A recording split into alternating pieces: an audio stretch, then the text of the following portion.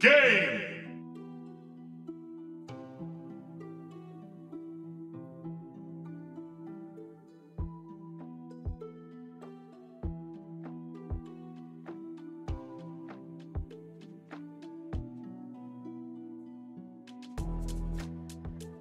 Jesus fucking Christ. Thank you for that, rat. Shit. Just getting everything all prepped and then just game. Fucking God.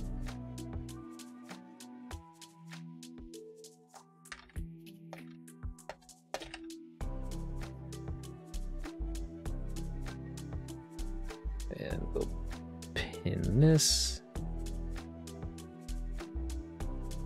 There we are.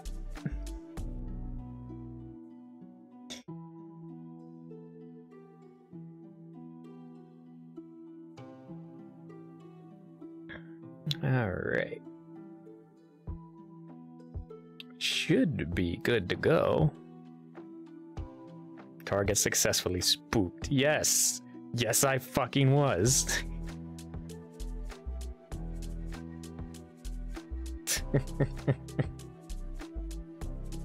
Don't get me wrong, I appreciate a good spook every now and again, but that one I just wasn't ready for.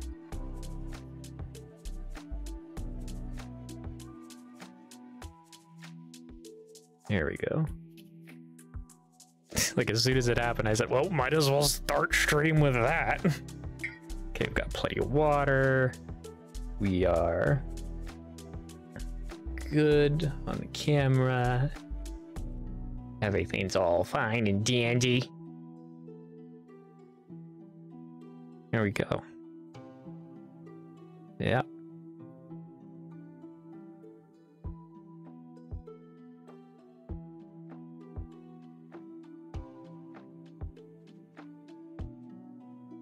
Yeah. And then we can get the chat out. And we will put it over here since it's not in the way of anything.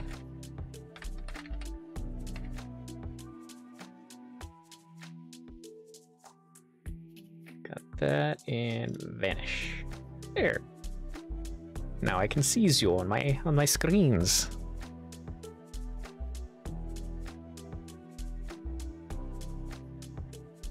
Yeah. And I did have some help from the wonderful Frecris, and I've set up a bot. It's not completely done, but like some of the redeems now, when you trigger them, will just happen automatically, and I won't have to do anything. So yeah, that's cool. Excited to get those tested out at some point. All right. At least it should trigger. Yeah, there we go.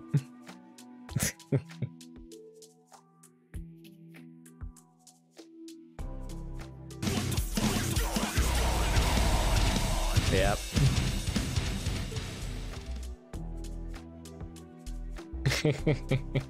Thank you, Rat. So yeah, let's go ahead and swap on over. Oh, where was it? There we go. Here we are. Pull out my book. Turn that off. The rat stole a boat. He stole a book? Archive, what is a boke? I'm not sure what a boke is.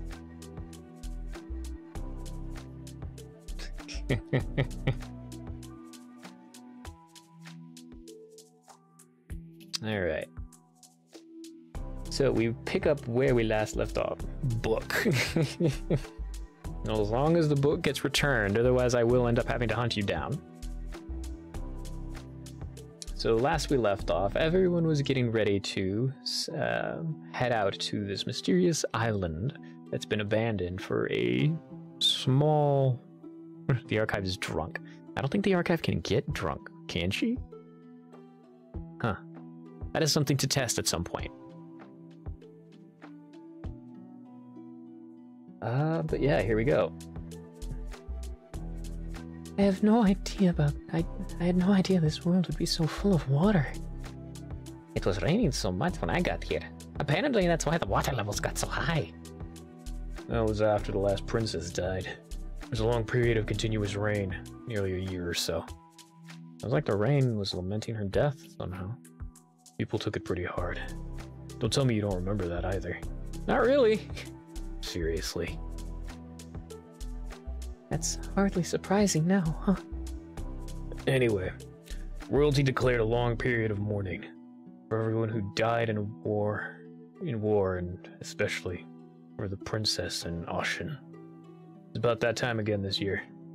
Tomorrow marks the dates of their deaths alongside other soldiers. And the start of everything to do with this barrier.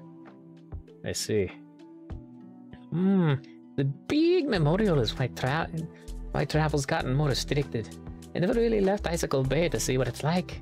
But to cancel everything, for it means it's gotta be such a huge event. You're talking like there's a festival, dude. Yeah, isn't it just a funeral? Boy, I know. Just sounds really grand, okay?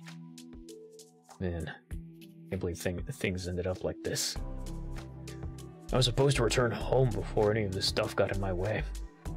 Oh, get over it. You'll get back there before you know it, you big baby. We've prepared so much, but admittedly, I'm still kind of worried. Threats in that place are especially terrifying.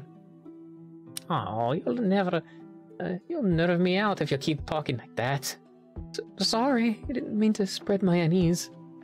Are you scared to go? Not really.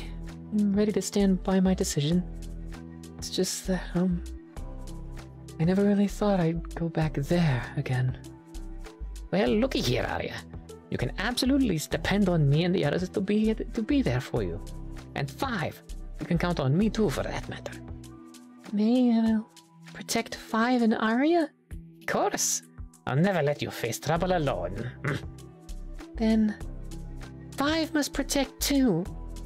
5 wants to protect Arya and everyone else. Oh no, you shouldn't have to do any fighting. Yeah, protecting you is our job, 5. But 5 wants friends to rely on 5 too. We already are, little homie.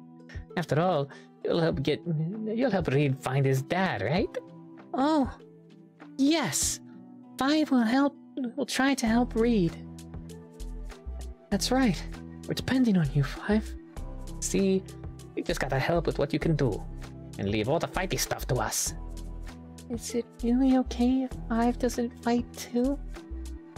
5 doesn't want to be a burden. Oh, you're no burden, 5. Don't worry, boss.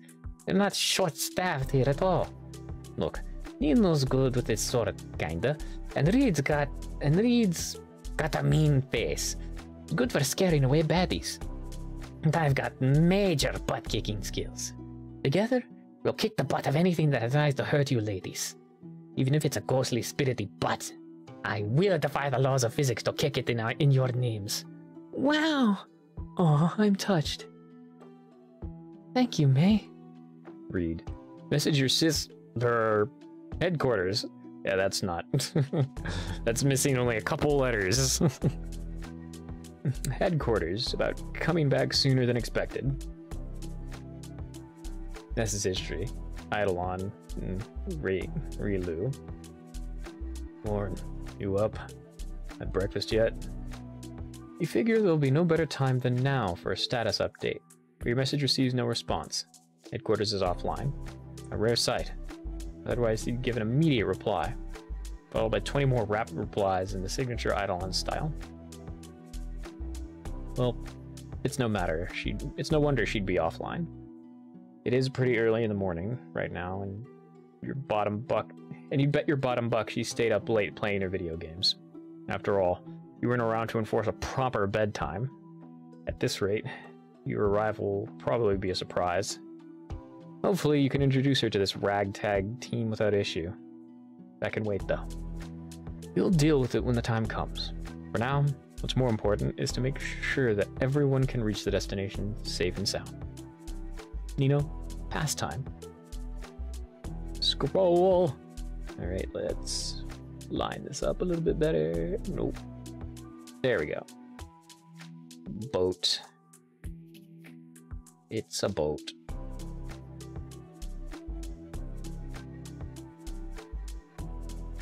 Looks like everyone else is already scattered about the ship, each person finding something to pass their time with. As for you, honestly, nothing here has caught your interest. It's the same ship you've been on before, the same people you've spent time with, and the same sights you've seen before. Nothing new whatsoever. What a massive, massive bore. Luckily enough, you've got your new book right here. Take a peek into Book of Wonders. Could come in handy. The Book of what?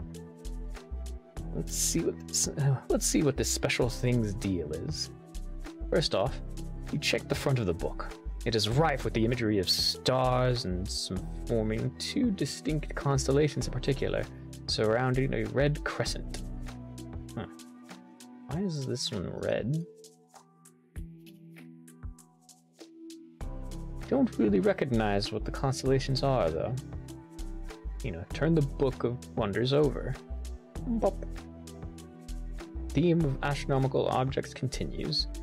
Namely, it seems like a large golden sun is presented front and center, the backdrop of little stars strewn about in no recognizable pattern. Looks like everything bound within these covers is attributed to a single author.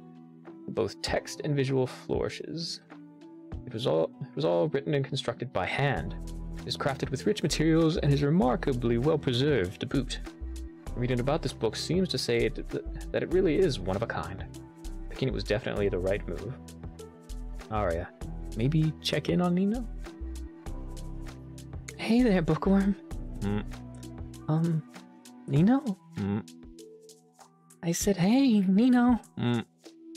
Hey! Ah! What the heck? Scared the life out of me. Oh, you weren't responding at all. Are you even reading that? Or just spacing out? Oh. I didn't even notice you. I guess I was just so engrossed in the book. Sorry. Really? So it's that interesting? Can I join you? Huh? You wanna read with me? Yeah. Don't sit all alone. Scoot over. Let me join in. Oh, whoa, hey. Turn the pages on my side. How about it? Aria? What is it? I don't mind letting you borrow my book. After I'm done. I would prefer to read it with you now, though. That's not a bother, of course. Why would you want that? Oh, you're sitting alone. Thought it would be more fun to do something together. By the way, I'm something of an expert at reading with others. And interpreting books. Really now? Yes, not to brag though. It's just been one of my favorite pastimes for a long time. Come on, we can read and record notes together. Someone asked you what you thought of Arya yesterday. You'd probably say she's very predictable.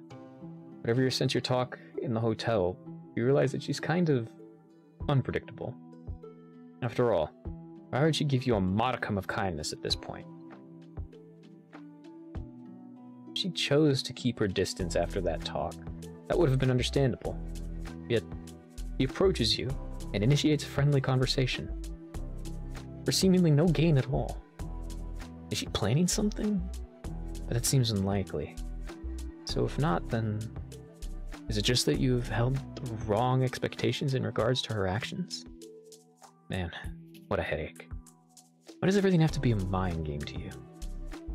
Maybe she just wants to read an interesting book, which just so happens to be in your possession right now. Nothing more, nothing less.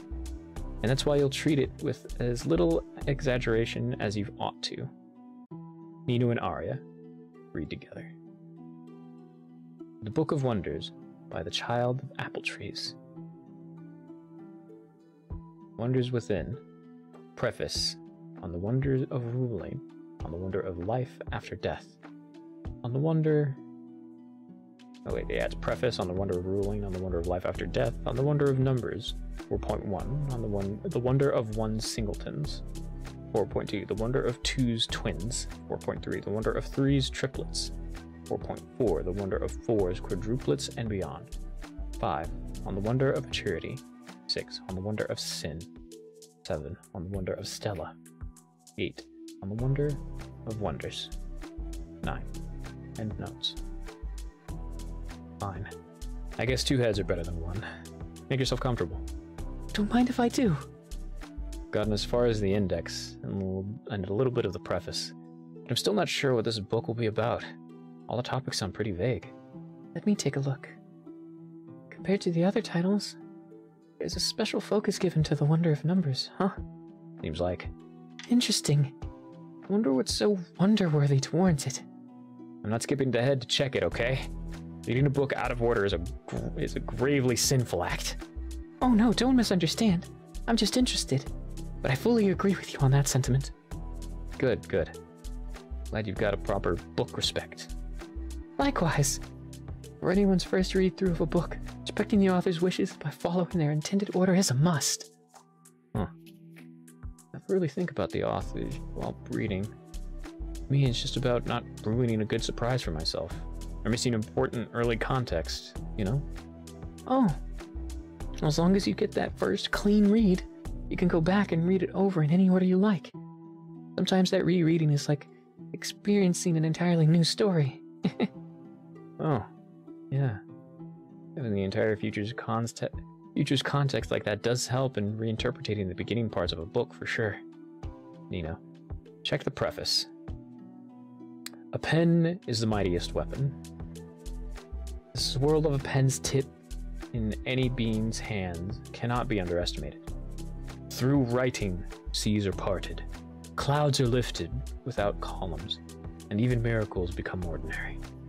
Indeed, defeating a sea of disinformation, managing to lift the impossible truth, and making honesty the norm, such feats can only come from writers. A writer is not one who writes. A writer may not ever lay words onto a page. In fact, the writer I speak of is one who sees truth and remembers it. The writer is one who can produce facts, parting the smoke of disinformation, even when it dons the costume of the absolute. The writer is not blind. The livelihood of a tyrant depends on blind readers, but an all-seeing writer is one supported by readers who are also writers in their own right. Recall, a writer does not need a pen and parchment to hold that title. They merely need to possess the qualities of seeing. I humbly dare to declare myself a writer of truth. This is a weary writer's present for you, my little ones. It is a merge of contradictions, truth and lies, everything and nothing coexisting at once. I am not long for this world. By the time my gift reaches you, my body will be resting in its grave, comfortably, I hope. Make no mistake in assuming that I am truly dead, however, for as this book shall further explain, I dare say that the wonder of living after death is possible through one's creations. Indeed. How could I be called dead if my words still illuminate these pages? Even if my heart does not beat, my voice can still reach you like this, you see. So long as a soul leaves something behind in this world, it remains alive. Even if the body has decayed, the mind has dissipated, and the soul has moved on to somewhere beyond the mortal world, the idea of the being that was once comprised of these 3 parts shall live on through their creations. Thus, I implore you to create, my dears. Feel the dirt with your own hands, obtain that which mystifies you, then pick it apart and put it back together. Such an odd preface. You see what I mean? It's running a bit lengthy for one. So what this author refers to as a writer is anyone who sees truth. Not just that. Sees truth and remembers it. That the specificity must mean something, don't you think so? You're right. hypothetically speaking, not every witness of some fact could be aware of the part they're playing, right? So a writer here is a witness of a certain truth, who is also well aware of that truth's nature. Well put. The author applies the same definition of a writer to themselves, so I think I fully agree to go with this interpretation. Wow. We'll have to keep it in mind as we read then. Feels like it'll be a recurring definition with this author. You know, theorize. Whenever you explore every curiosity of this world, you are giving it the chance to carry you to glory. However, you must take heed of the dangers one encounters during the act of creation. If recording an existing truth is the penultimate act of a writer, then creating new truth is a writer's ultimate act. Alas, not every writer can be called a creator. Neither can a blind creator be called a writer. Utilizing the unforeseen can lead as a prosperous end, but pompous prosperity is easily blindsided by the unforeseen. Writers do not only feel hunger for truth, they also respect its form, no matter how bitter. They do not seek to alter it. I have respectfully followed the truth and uncovered answers for countless curiosities. Now, by the time my body enters an eternal slumber, and as my soul departs, one question remains for which I cannot ever witness the answer. Still, when this book reaches you, I wonder what kind of writers you will have blossomed into. Creator. We've got a higher level than a writer here. Oh, I get it. This is like that thing. All squares are rectangles, but not all rectangles are squares. No, it's not like that. It's more like a diamond could be a square, and a square could be a diamond, but they don't have to be either. Huh? That's the same as mine, though. You know, all squares are diamonds, just like all squares are rectangles. Oh. Oops. Don't try the same with circles and ovals now. I'll tell you in advance that circles are always ovals. Yes, sorry. Thought I had something going there for a moment. Look, you don't need similes to understand, okay? I'll just explain it. Only because you can't find one that works. Shh, let me talk. A writer has the capacity to reach the creator level, but not all writers do. Similarly, a creator could also be a writer, but not all creators are fit for the description, right? I think I get it, but at the same time, I don't really. I'm confused on what makes them distinct. Go back to the second top paragraph here. The writer only witnesses and remembers a truth, which they might record. Then a creator creates their own truth. Couldn't we say creators are just writers that make new truths? Oh, and they provide what other writers are there to witness? Yeah, that sounds about right. I do get it, trust me, but getting dangerously abstract now. Yeah. An actual example of what the author is describing would help. Obviously not about what we call writers and creators in reality. It's worded like it's describing something far beyond. That's why I'm feeling so disconnected here. It's fine. Book's chapter will clarify for us. I hope, at least. Oh, we've reached the end of the preface. Who do you suppose this was addressed to? The readers? Pretty much anyone who picks up the book. So that's us. We're the little ones. My little ones. Is a pretty possessive way to put it, though. Maybe we're some little ones. Not this author's intended little ones? So you mean it might be addressed to specific people? Normally, prefaces are the author speaking directly to any general reader.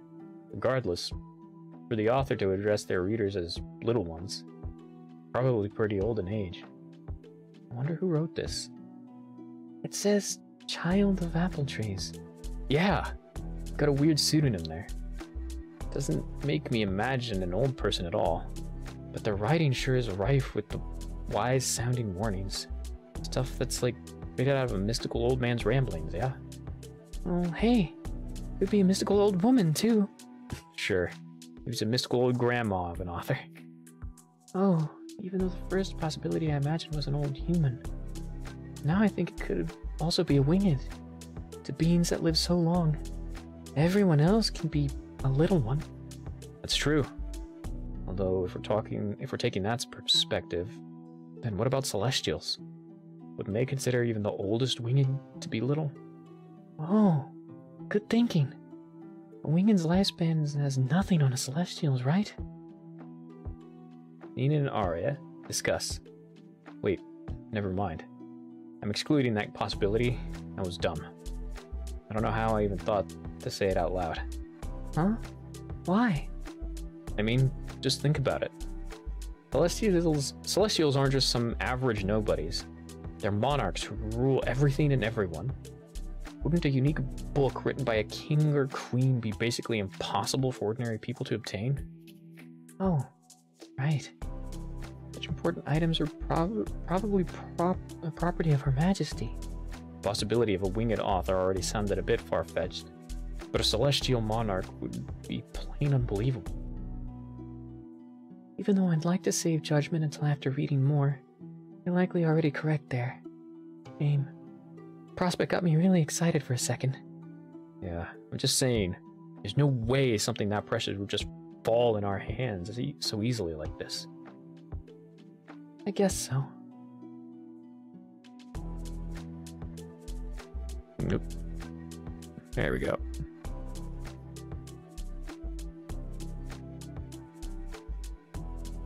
Well, on a brighter note, I think we've done good progress to start off here. Yeah, we make a pretty good team. By the way, I've got some pens and paper from May here. Would you like to take any notes? Sea Patrol, land ho! Morty, land ho! Hey, dorks! Quit being a bunch of nerds and get up. We're here. Whoa, already? What are you talking about? That took forever. I was so immersed in reading, I didn't notice. Let's get a move on. Reading time's over. Pack it up. Seriously? It's like my wing bones atrophied from sitting around. Because you didn't try to pass time with something meaningful, May. Yeah, well, I'm not like that phone freak or you two lovebird nerds. Hey, what? Lover nerds for short. Don't say that, idiot. I mean, look super duper whooper excited to read with someone. Well, I don't expect you to understand, but listen. Reading is usually a very solitary activity. Not every day that you get the chance to share it with someone else. That's all. Sure. Reasons behind anything you do are so very logical, aren't they? Don't know what you're talking about. Just calling it as I see it, bro. So comfortably incorrect there. Could have read with us too if you wanted, you know. No way, that's nerd stuff. Besides, a bro doesn't ruin another bro's date. Ugh, leave me alone. Bah. You didn't even ask Arya to join you back there. How annoying. May's completely incorrect. Comments aside, hopefully you'll get a chance to read more of the Book of Wonders along the way. Whether alone or with someone else. But for now, it goes back into the inventory. Sea Patrol has already weighed anchor. May bids them a warm farewell, as it seems like they'll be sailing back as soon as you're off their vessel. Good. Less eyes on you. Better. Party. Disembark in Withergarden. Here we are. So this is Withergarden. It feels a little eerie.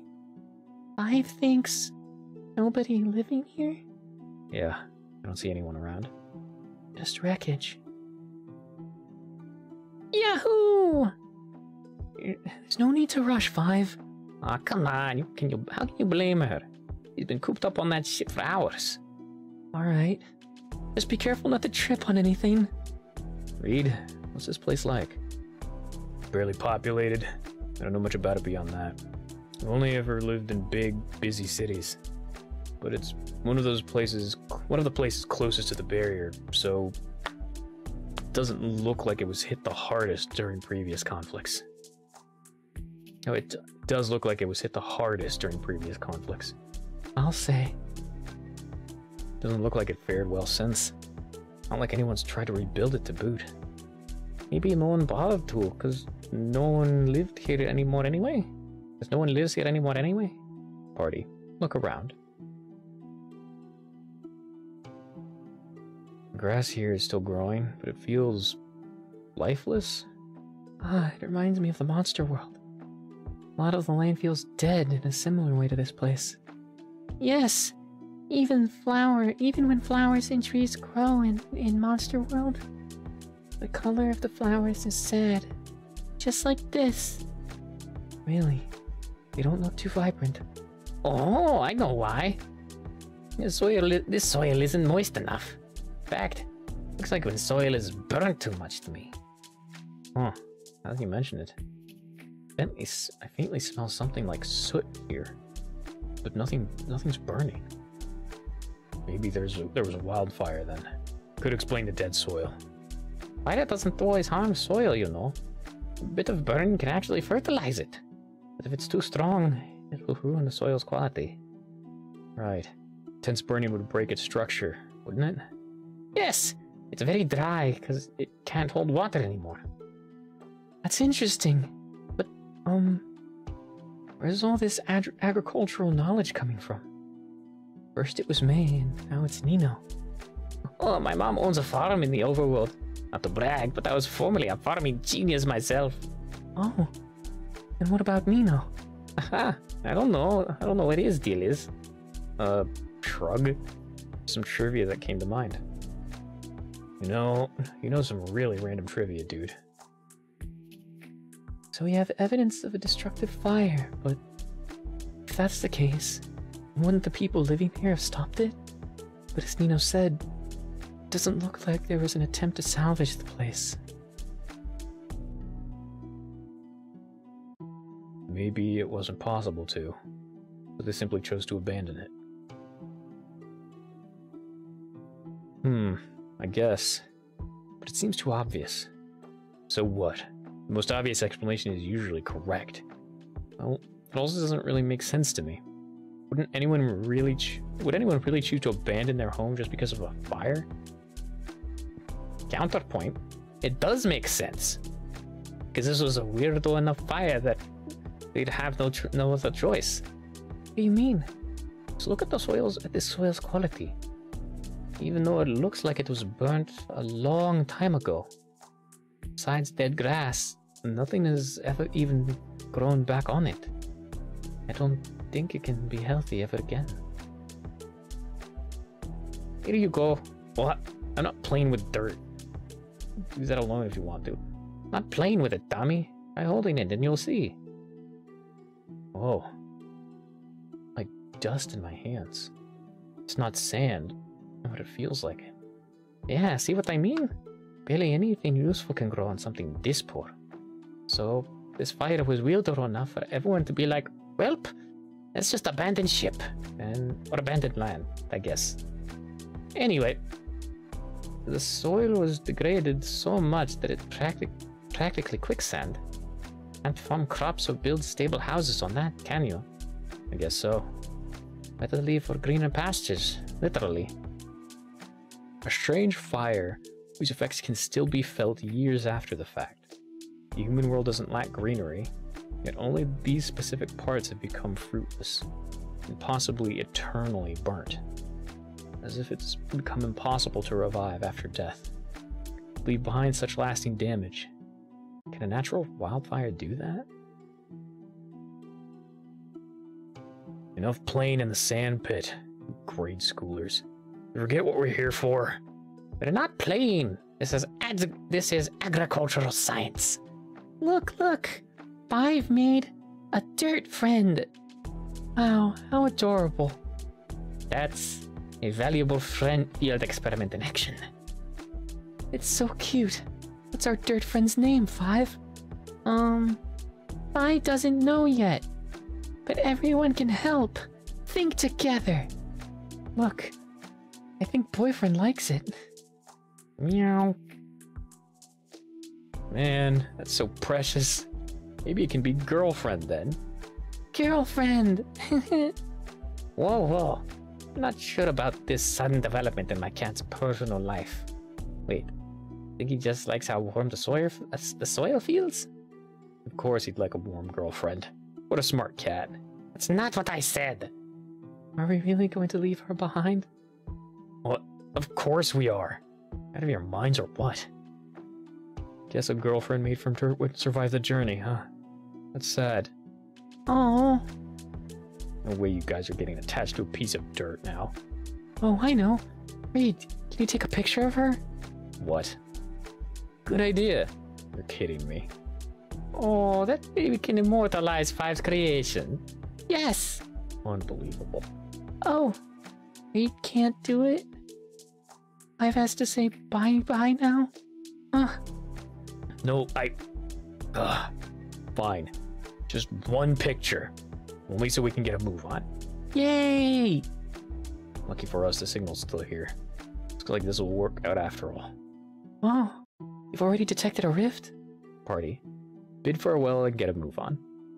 Already did while we were still on the ship. Oh yeah, Reed's arm device thingy went all beep boop about it. He even showed me how it works back there. But you guys had your noses stuck in a book, so... Oops. As soon as we got close enough to the island, my thing picked up on it. Mm-hmm. The beeping only got beepier the closer we got. Excuse me, but thing, you said? Isn't just a sophisticated device have a more proper name? The rift detector. Sure. Wow, did you literally just go with the first idea there? Ah, who cares? They didn't make the damn thing. Rift's right up ahead, come on. Bye-bye, girlfriend. Hey, I've been thinking. Since this place is just that close to the barrier, that is what we're seeing the results of war? I mean, monsters set this town on fire. Yikes, that true, Reed? Hey, I'm not a walking encyclopedia of human history. Don't really know what happened here, but Arya's guess might be correct. Since it's obvious that what took place wasn't something peaceful. Got a point. A weirdo fire that permanently ruins soil may be born of an ability. And who else could purposefully burn down a human town if not monsters? As you make your way forward, the hint of soot in the air strengthens. What a sad thing to see. A land where everything has died. Wait. Nino, witness a sign of life. Oh, no. Not everything just yet. There's still something that overflows with life. Hey, wake up! Oi, it's the wrong direction. Where are you going? Nino, inspect the flowers. You approach the patch of flowers. They're bright, almost like a ray of sunshine in this desolate land. One flower in particular draws your attention. Against all odds, it rose above the dead soil. You can see a faint glow emitting from it. Yeah, this feels familiar. What will you do? Nino, eat the flower! What? No, that's stupid. Who the heck eats flowers? Not you, as far as you know. Nino, you have to eat the flower. No, there's better things to do with glowy flowers than that. Come on, stop messing around and focus. Eat the flower! No, shut up already. Seriously, why is that the first thing on your mind? Not even particularly hungry. Poke the flower. It could have radiation. Radiation? That happened to flowers? You're no scientist. This one glows a strange green color and feels somehow familiar. We will need to conduct further investigation on this matter, regardless of the fact that the flower may or may not be radiated. It should be irradiated. Wait. Have you thought this before? Have you? Actually, wait. Yes, you have. I realize that you've had to battle the thought of eating flowers at least once before, for sure. God, those got to be the strangest intrusive thoughts anyone has ever had. Why is your brain like that? Anyway, this has happened before indeed. That's why I think you know exactly what's going to happen if you use your healing hands to interact with the flower.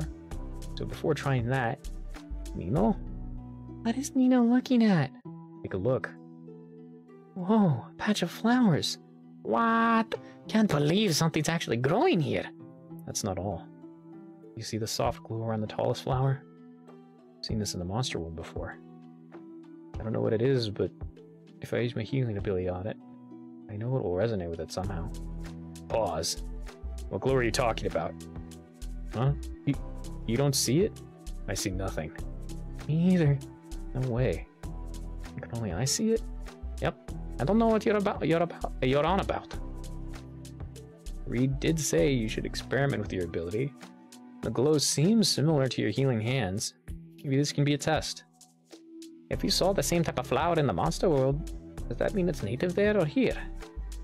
I'm not sure. I can't say I've really seen plants this vibrant there. It must have come from the human world. Where'd you see it anyway? In a forest just by Red Tulip Town, I think. That's in Akarmara, and it probably didn't originate there. Yeah. Definitely not the most lively region around. I want to try something with my ability with this this flower. Guys did say I should experiment with my healing. Well, it's not unexpected for healing types like you to have something to do with nature. So I'd say that's a good idea. Go ahead. Not sure why you're asking for permission. It's just that last time I tried doing something with a glowy flower, I kind of spaced out for a while. That might happen again now. What? Doesn't sound good. Oh no, it's not a big deal. I'm just giving you guys a heads up. They don't want to freak you out. I can snap you back to reality if you want. With a quick bonk on the head do the job? I don't like how eager you sound. Are you just looking for an excuse to hit me on the head? Maybe. But if it'll suffice, then why not? I think that actually would do the job, yes. Just don't hit too hard and no. What? This is possibly dangerous to you, then don't try it. I wouldn't describe feeling disoriented as not a big deal. I agree. Don't be so careless. I can take a little discomfort if it means if I might learn something new. It's a worrisome philosophy. Experiments are good. Putting yourself in danger isn't. But it feels like a waste to not do anything here. When am I ever going to run into a chance like this again? Besides, it's really not that serious. If anything happens, I'll snap out of it as long as you guys are around. That's what it was like before. I'm sure it'll be fine. See how your healing hands interact with the flower. Again. Okay, that's what you want.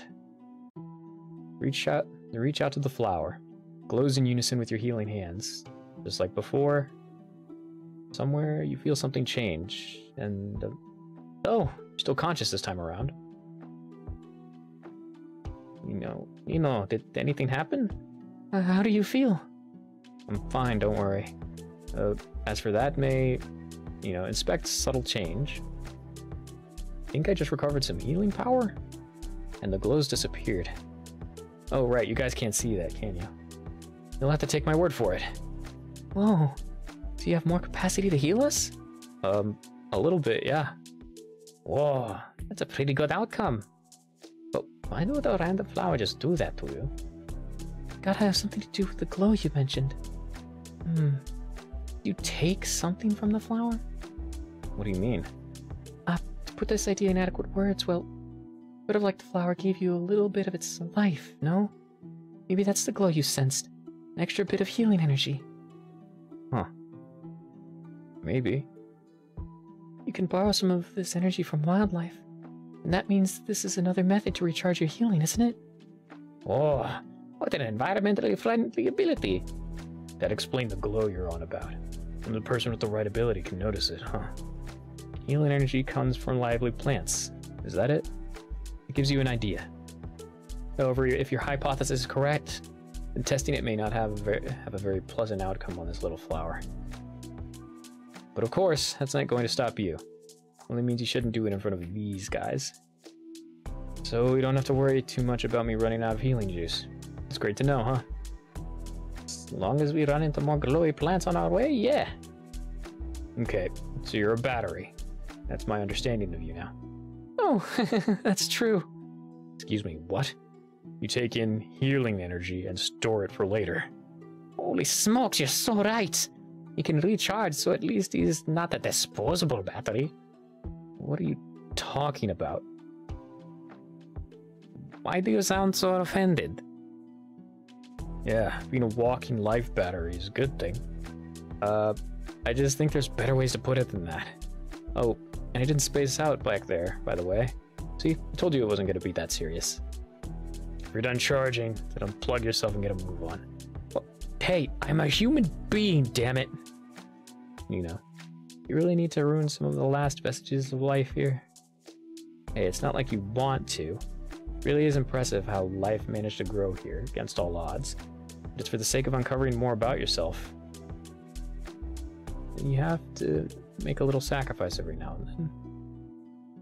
Test the flower's limits. Well, little flower. Wait, 5? Oh no.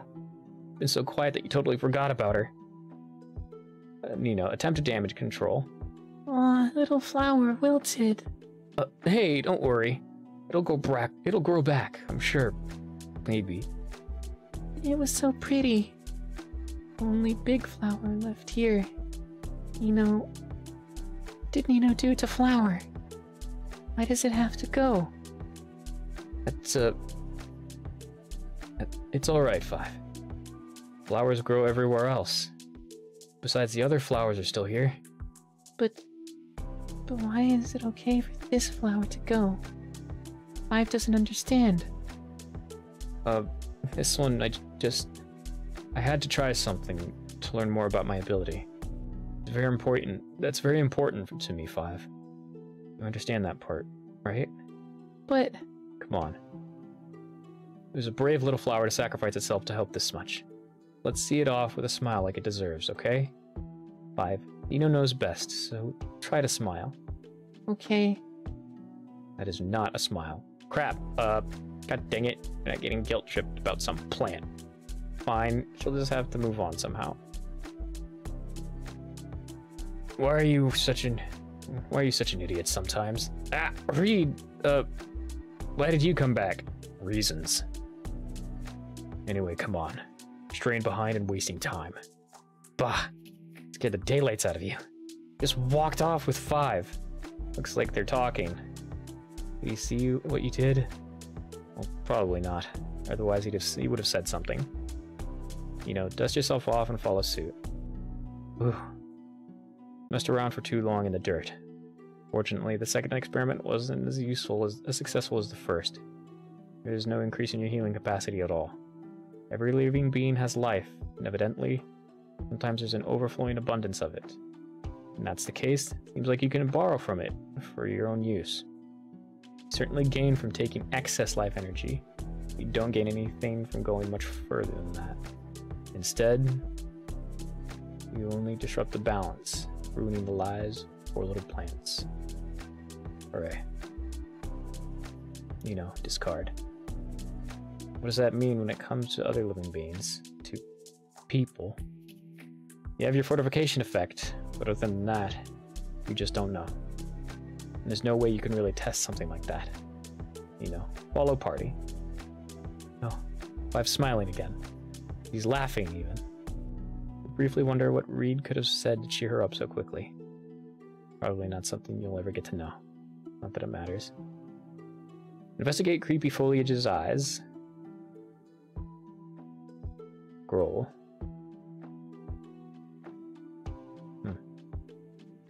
Interesting. Eyes.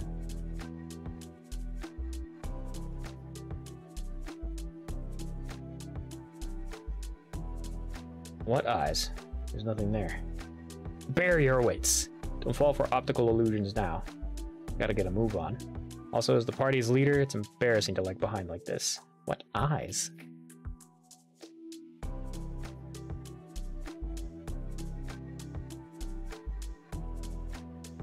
Did I miss something? Oh. Here's one. Oh. It's on the vine. Huh. Strange.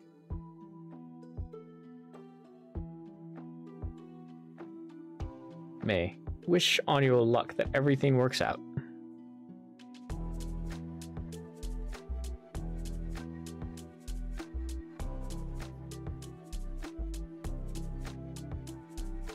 Here we are. The barrier. Wow, it's so funny looking up close. Gone through a rift before, but it's gonna be okay to cross, right? You guys all gotta believe so. It'll be fine. Done this plenty of time before. If everyone is together, May, won't be scared. I'm not scared. Sure you aren't. No, really. Just don't know what to expect. So I just want to prepare myself. Can you tell me what it's like to cross? Not scary at all. From what I remember, there was a bright, warm light from every direction. Felt a bit of a pushback, like I was walking against a wind current, but nothing that could stop me from moving. Yeah, I had the same experience. We would go in holding each other's hands. That way the pushback would be like nothing. Oh, okay. It'll be fine. Hold on tight. We go in and out at the same time. We're just gonna casually walk through the crack in it? Not quite yet. Are you? Here to do the honors first? Oh, yes, of course. Arya, apply monster disguises. Wow, everyone is like 5 now. All right, so we've got ads in 3 minutes.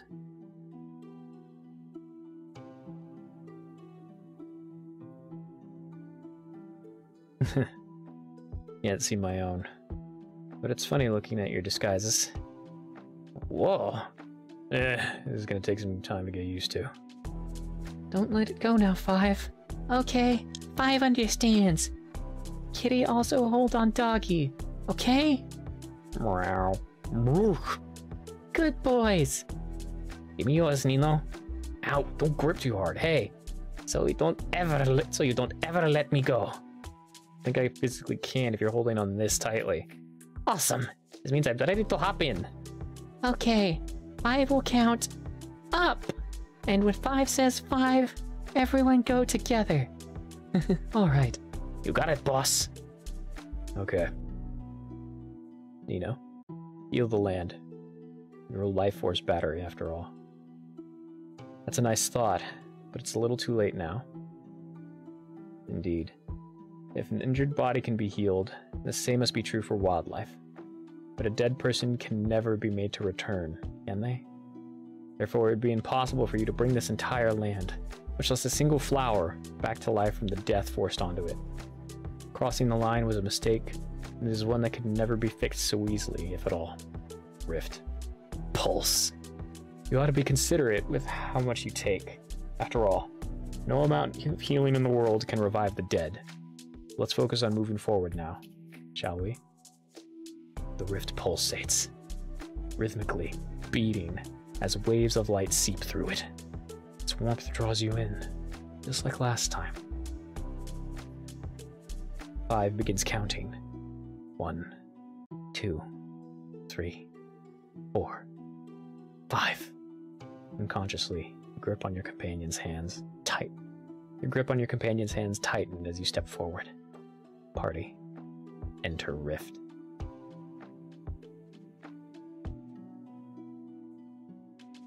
Oh, so bright.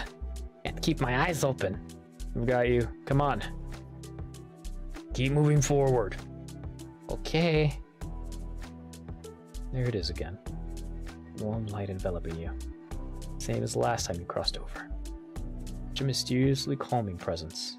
Yes, this will go just fine. From here on... Oh, pardon me. That came out of nowhere. Wait.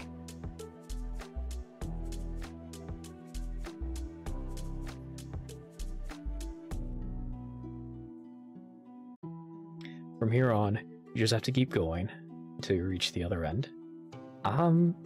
Is it just me, or is it getting pretty windy now? I told you, there will be a feeling of being pushed back. You have to go against it. Is it supposed to be this strong, though? You know, look behind you. Guys, the rift we passed through, it's closing up. Wait, what? Already? No way. Does that mean we're stuck here? You're in whatever this is? Where are we? Inside the barrier? We haven't walked through the other end of the rift yet. And ads.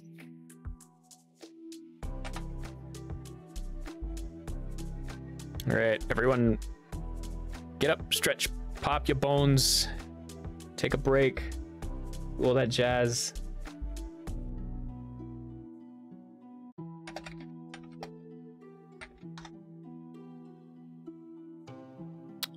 Get some water if you need it.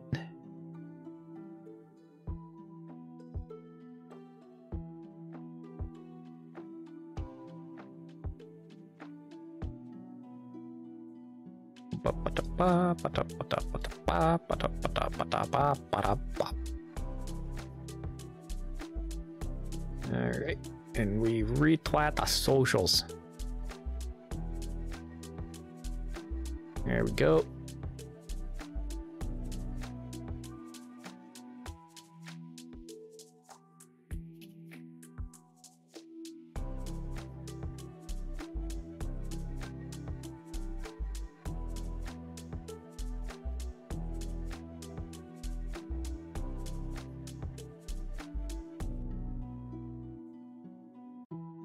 Alright.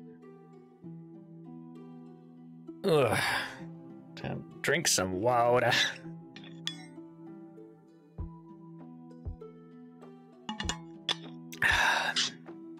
Precious, life-giving water.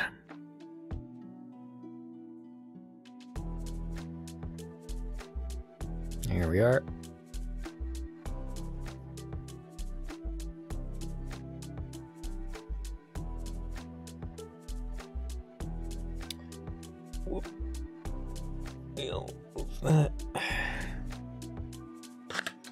While the ads play, I'm going to take out some magic cards and just see about this deck that I built, or edited anyways.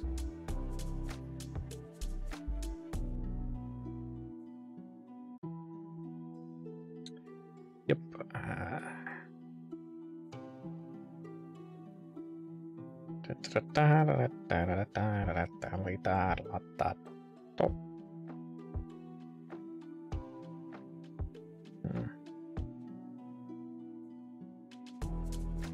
Okay.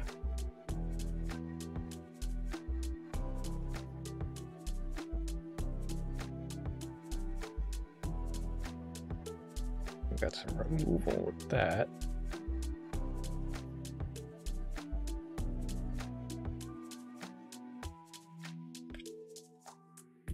Okay, 1 second. Welcome back, everybody who is stuck in ad hell. Gonna put these magic cards back down. All right. We continue where we left off. Inside the barrier? Haven't walked through the other end of it, of the rift yet. I wasn't imagining it to be a long walk. It shouldn't be.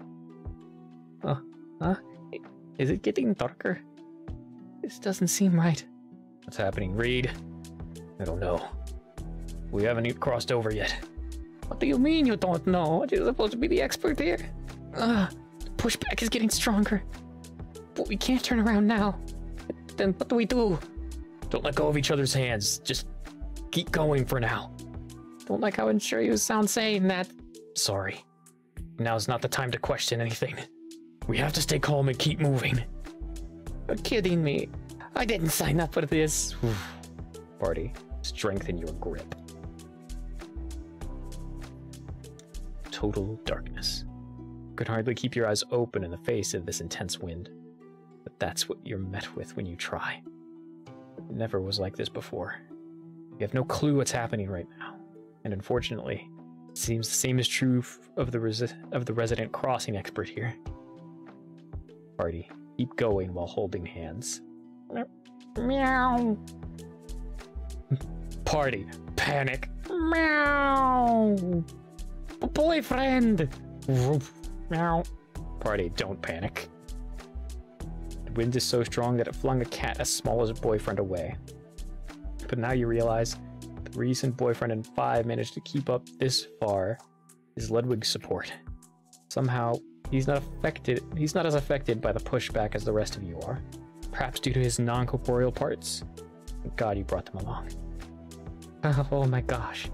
He's safe. Thank you, big doggy. Woof. Wait, look. There's a light up ahead.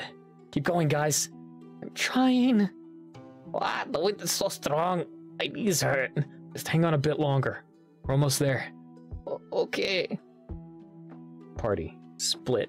Ah! Aria! Oof. Damn it, you idiot. How can you let your hands slip? You all have that stay connected no matter what you're faced with. But at this rate, you won't reach her in time. Got you. Oof. Sorry. Bad footing. Don't let go. Party, stay together.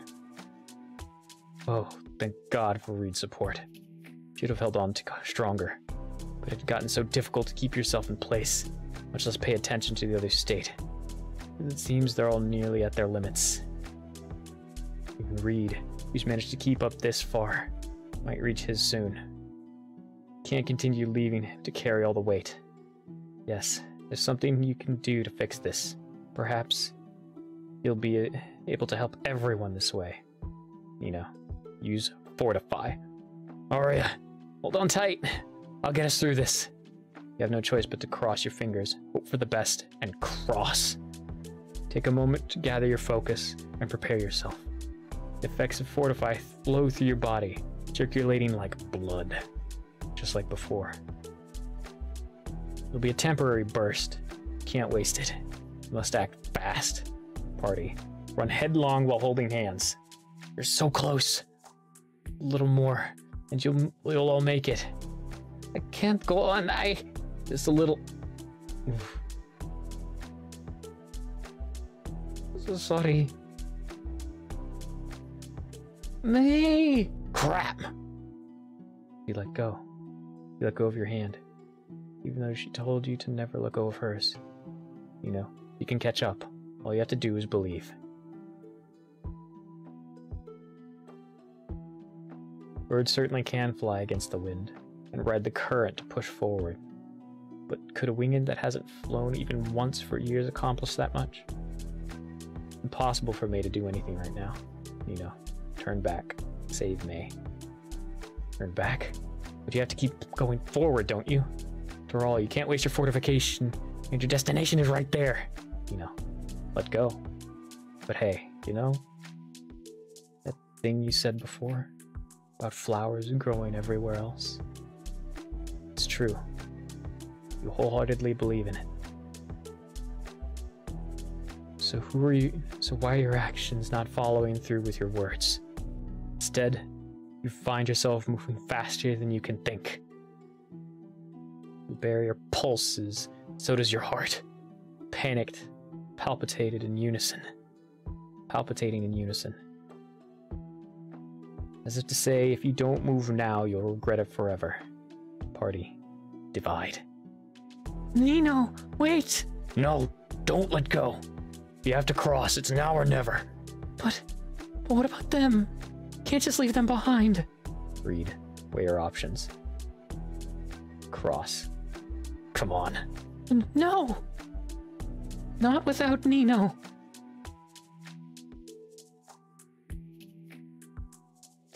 Oh, pardon me. My hand slipped.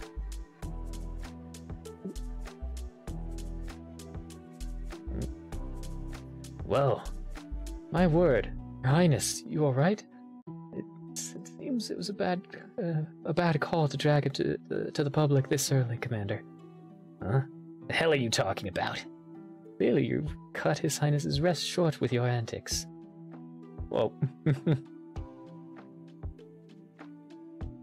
but you still insisted on conducting this meeting now.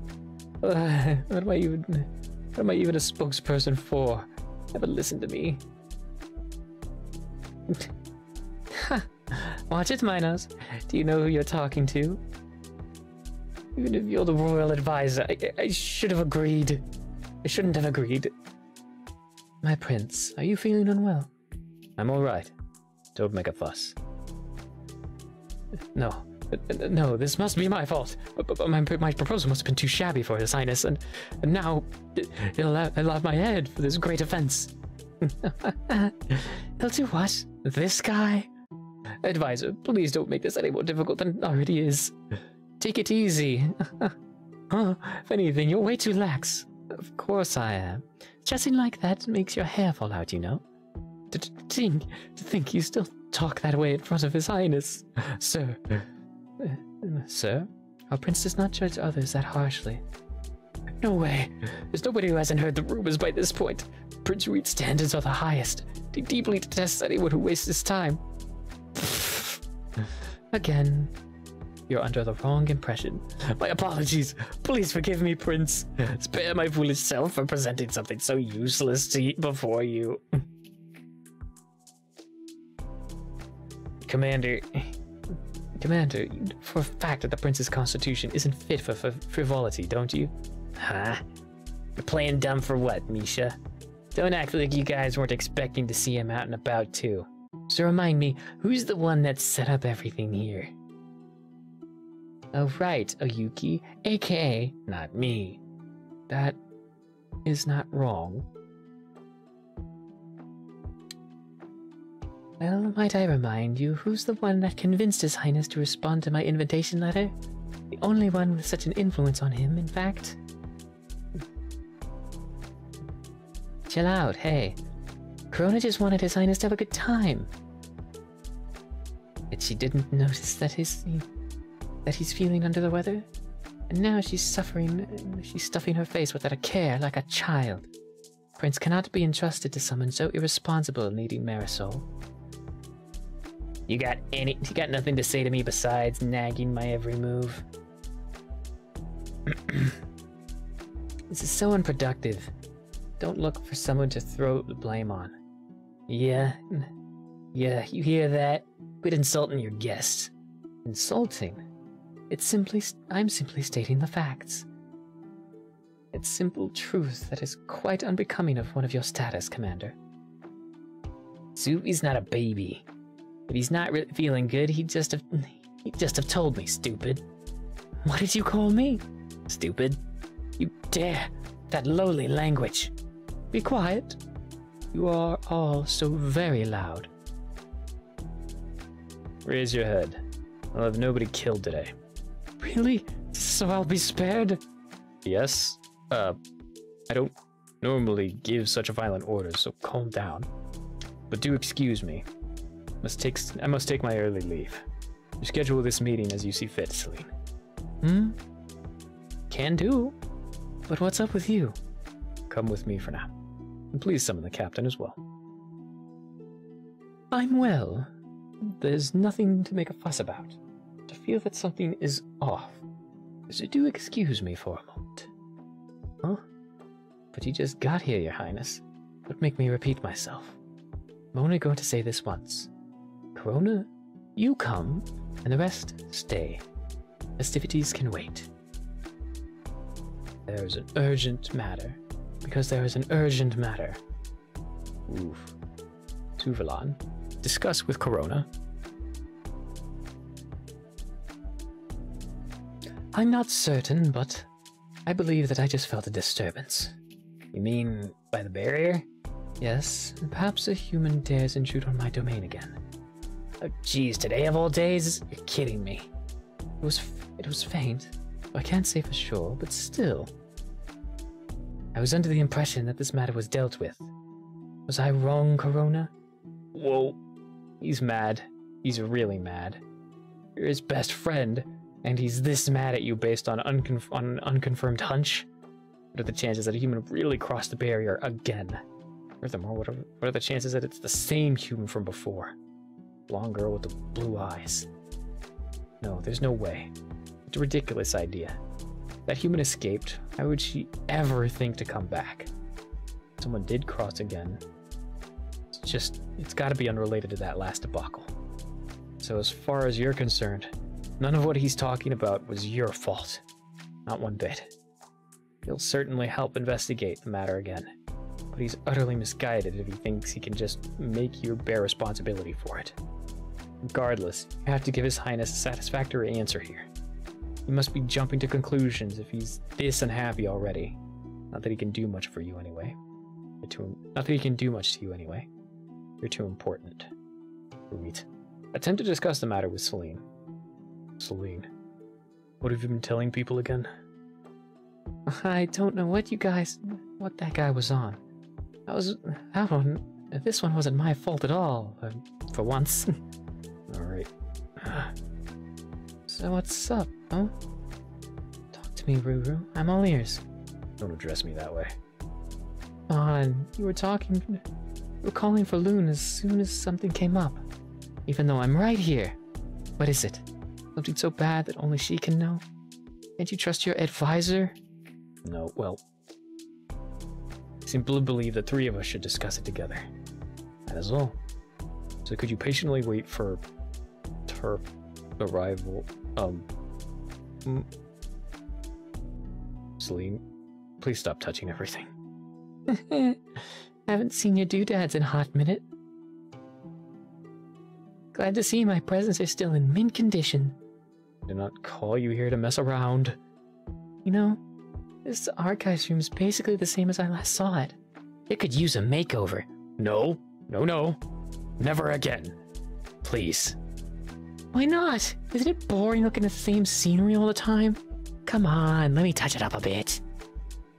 A no is a no. Put that down. Oh, you're no fun. Looney would agree with me if she were here. Please. I'm already dying of embarrassment. Duh! Use your grabby kinesis to yoink an anime figurine away of all things. Only have yourself to blame for that, stupid. Be Loon. Welcome, just cleaning up. But I'll be with you in a minute. It's alright. I'm not here as a patron. Wait. Oh my! Captain Loon! Oh, so sorry. Thought it was just another customer. It's alright. Compose yourself. What brings our lady here? Things have gotten quite peaceful on the island, so there's nothing to worry about. Have they now? Just so happens that I have a few questions regarding that. By any chance, were there any foreigners on the island today? Oh, yes, a few in fact. I believe they're currently staying in the hotel, Captain. I see. And Captain Kaji is... Loon. Check on the suspiciously quiet Kaji. He's sleeping? No, wait, he's drunk?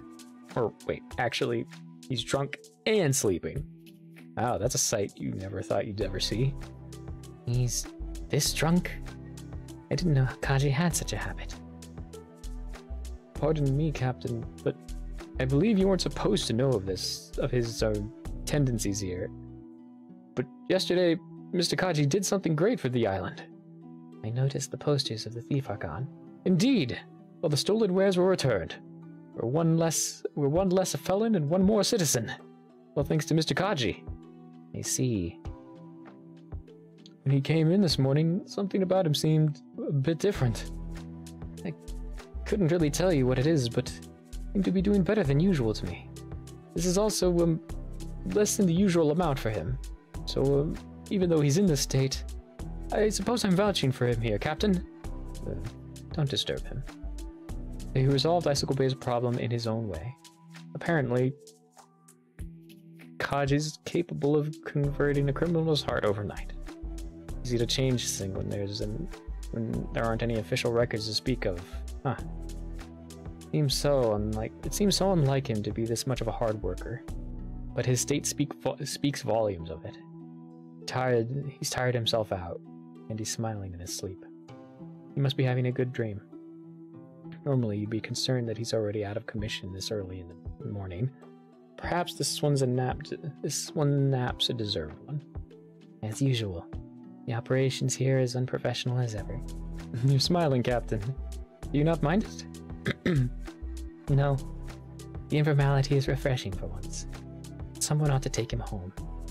The barkeep, hear me out. Kaji isn't a drunkard, and I was never here. Oh, yes, yes. Kaji happened to ask who helped him to bed later? Let's say that was the trusty sea patrol, yes? Of course, my lips are sealed, Captain.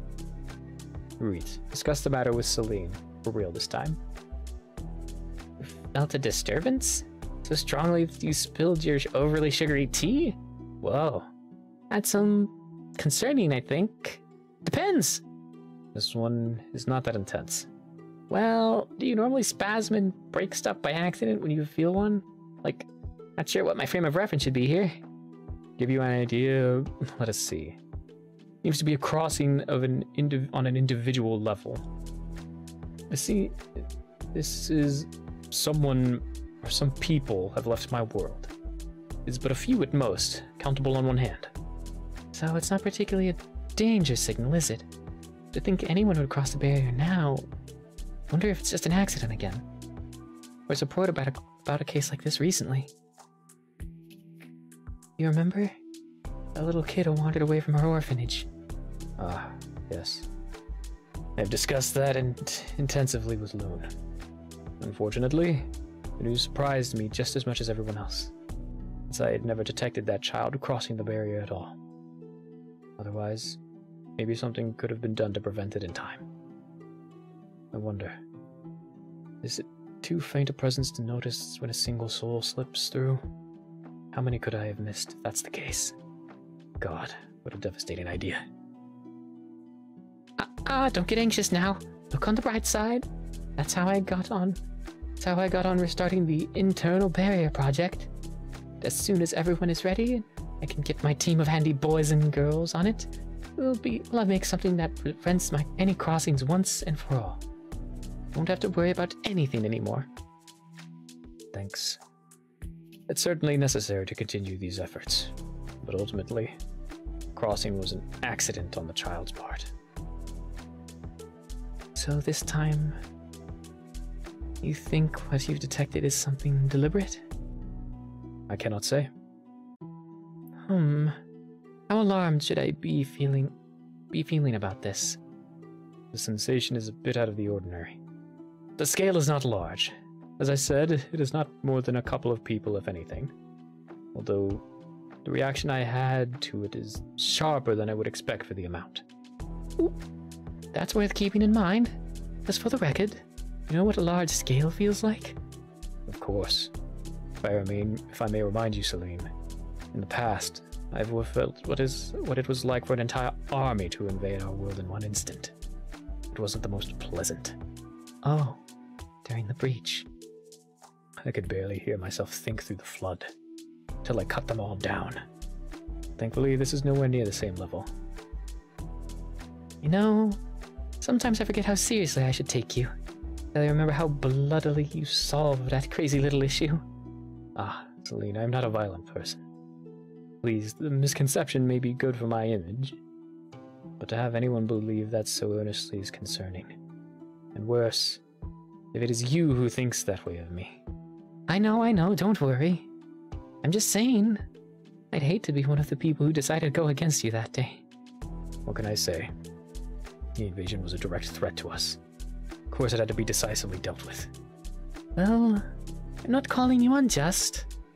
Ordinary people could even judge a ruler anyway. That's what happens when you get provoked. You know, no matter how informal things between us are, you're still the prince. The thought that anyone could be your equal sort of disappears the moment I remember what rulers are like. Huh.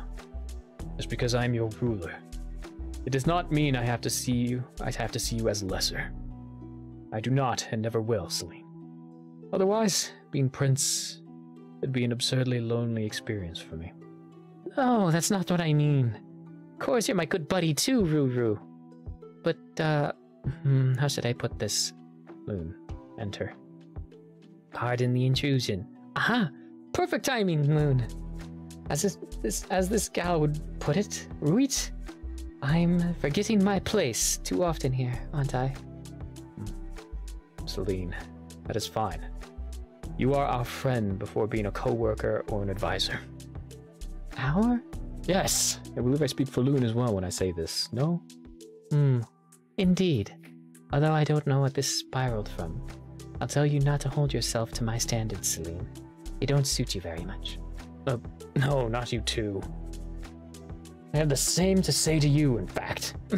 You made it worse, Loon. Oh. Look, you are not servants in my eyes. 3 of us have been together for so long on this path. And it is thanks to you both that I have kept everything in place until now. How could I see you as lesser when I owe everything to you both? You two also have each other to thank, do you not? If not for Celine, Loon would not have come back to us. Ah, gross. Ew, ew, ew, disgusting. Why are you so sentimental today? What? It's ruining your cool exterior, your darkness. What is it? Duh. 3 of us got together in person, but you're already acting this sappy. Come on. It'll get old real quick if you thank us for every little thing. Oh no. Will it? I'm inclined to agree. Yeah, see? Now quit being too obviously nice. Seriously. Making Loon embarrassed. Oh? That's strange. I could have sworn Celine was the one getting flustered here. As if having my unobvious genius babe skills acknowledges anything out of the ordinary. Ah, you're saying we can all be sappy if it's towards you. No, shush, shut up. I'm so confused. Don't listen to her. Just saying, it's fine to literally order us around, okay? Shouldn't be a big deal to do that. You're the prince after all. But how else could I let you know that I appreciate what you do? Don't worry, we know. Even if you don't explicitly tell us. Okay, I'm gonna finish this bit, this little chunk here, and then I'm gonna go grab a quick snack, because I forgot to eat. Because I was busy working out, and then I immediately went grocery shopping and got a ton of shit. The fact that me and Looney are the first people you'd speak to about the disturbances says a whole lot already. You'd be right to trust us with it, I think. Anyways, we're an impeccable duo, you know? Very well. As long as you're aware that your services will not go unappreciated. Alright. Now, I'm going to put on the BRB.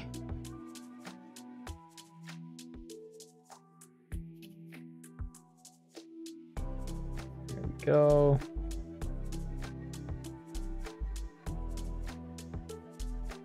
Where is he? There it is. So we'll put on the BRB. Oh, can barely see that. So we'll move over to just chatting. Oh no, wait, no. We don't have that. Properties.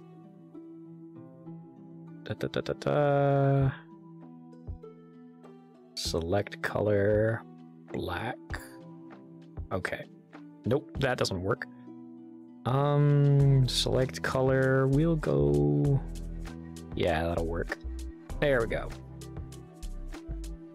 BRB food break. Taking a food break.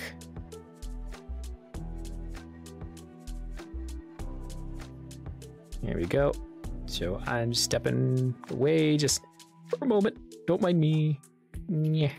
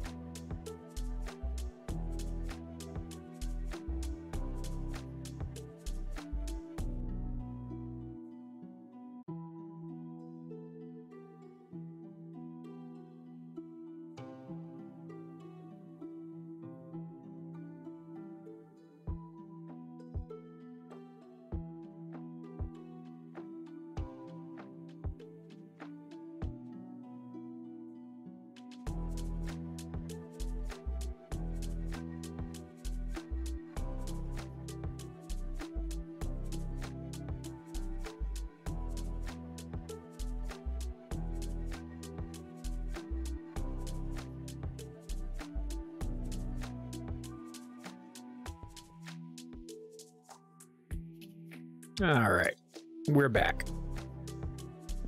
There we are.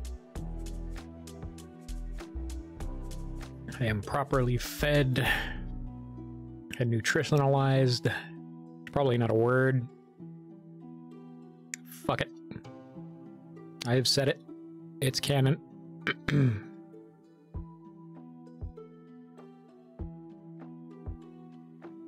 Now.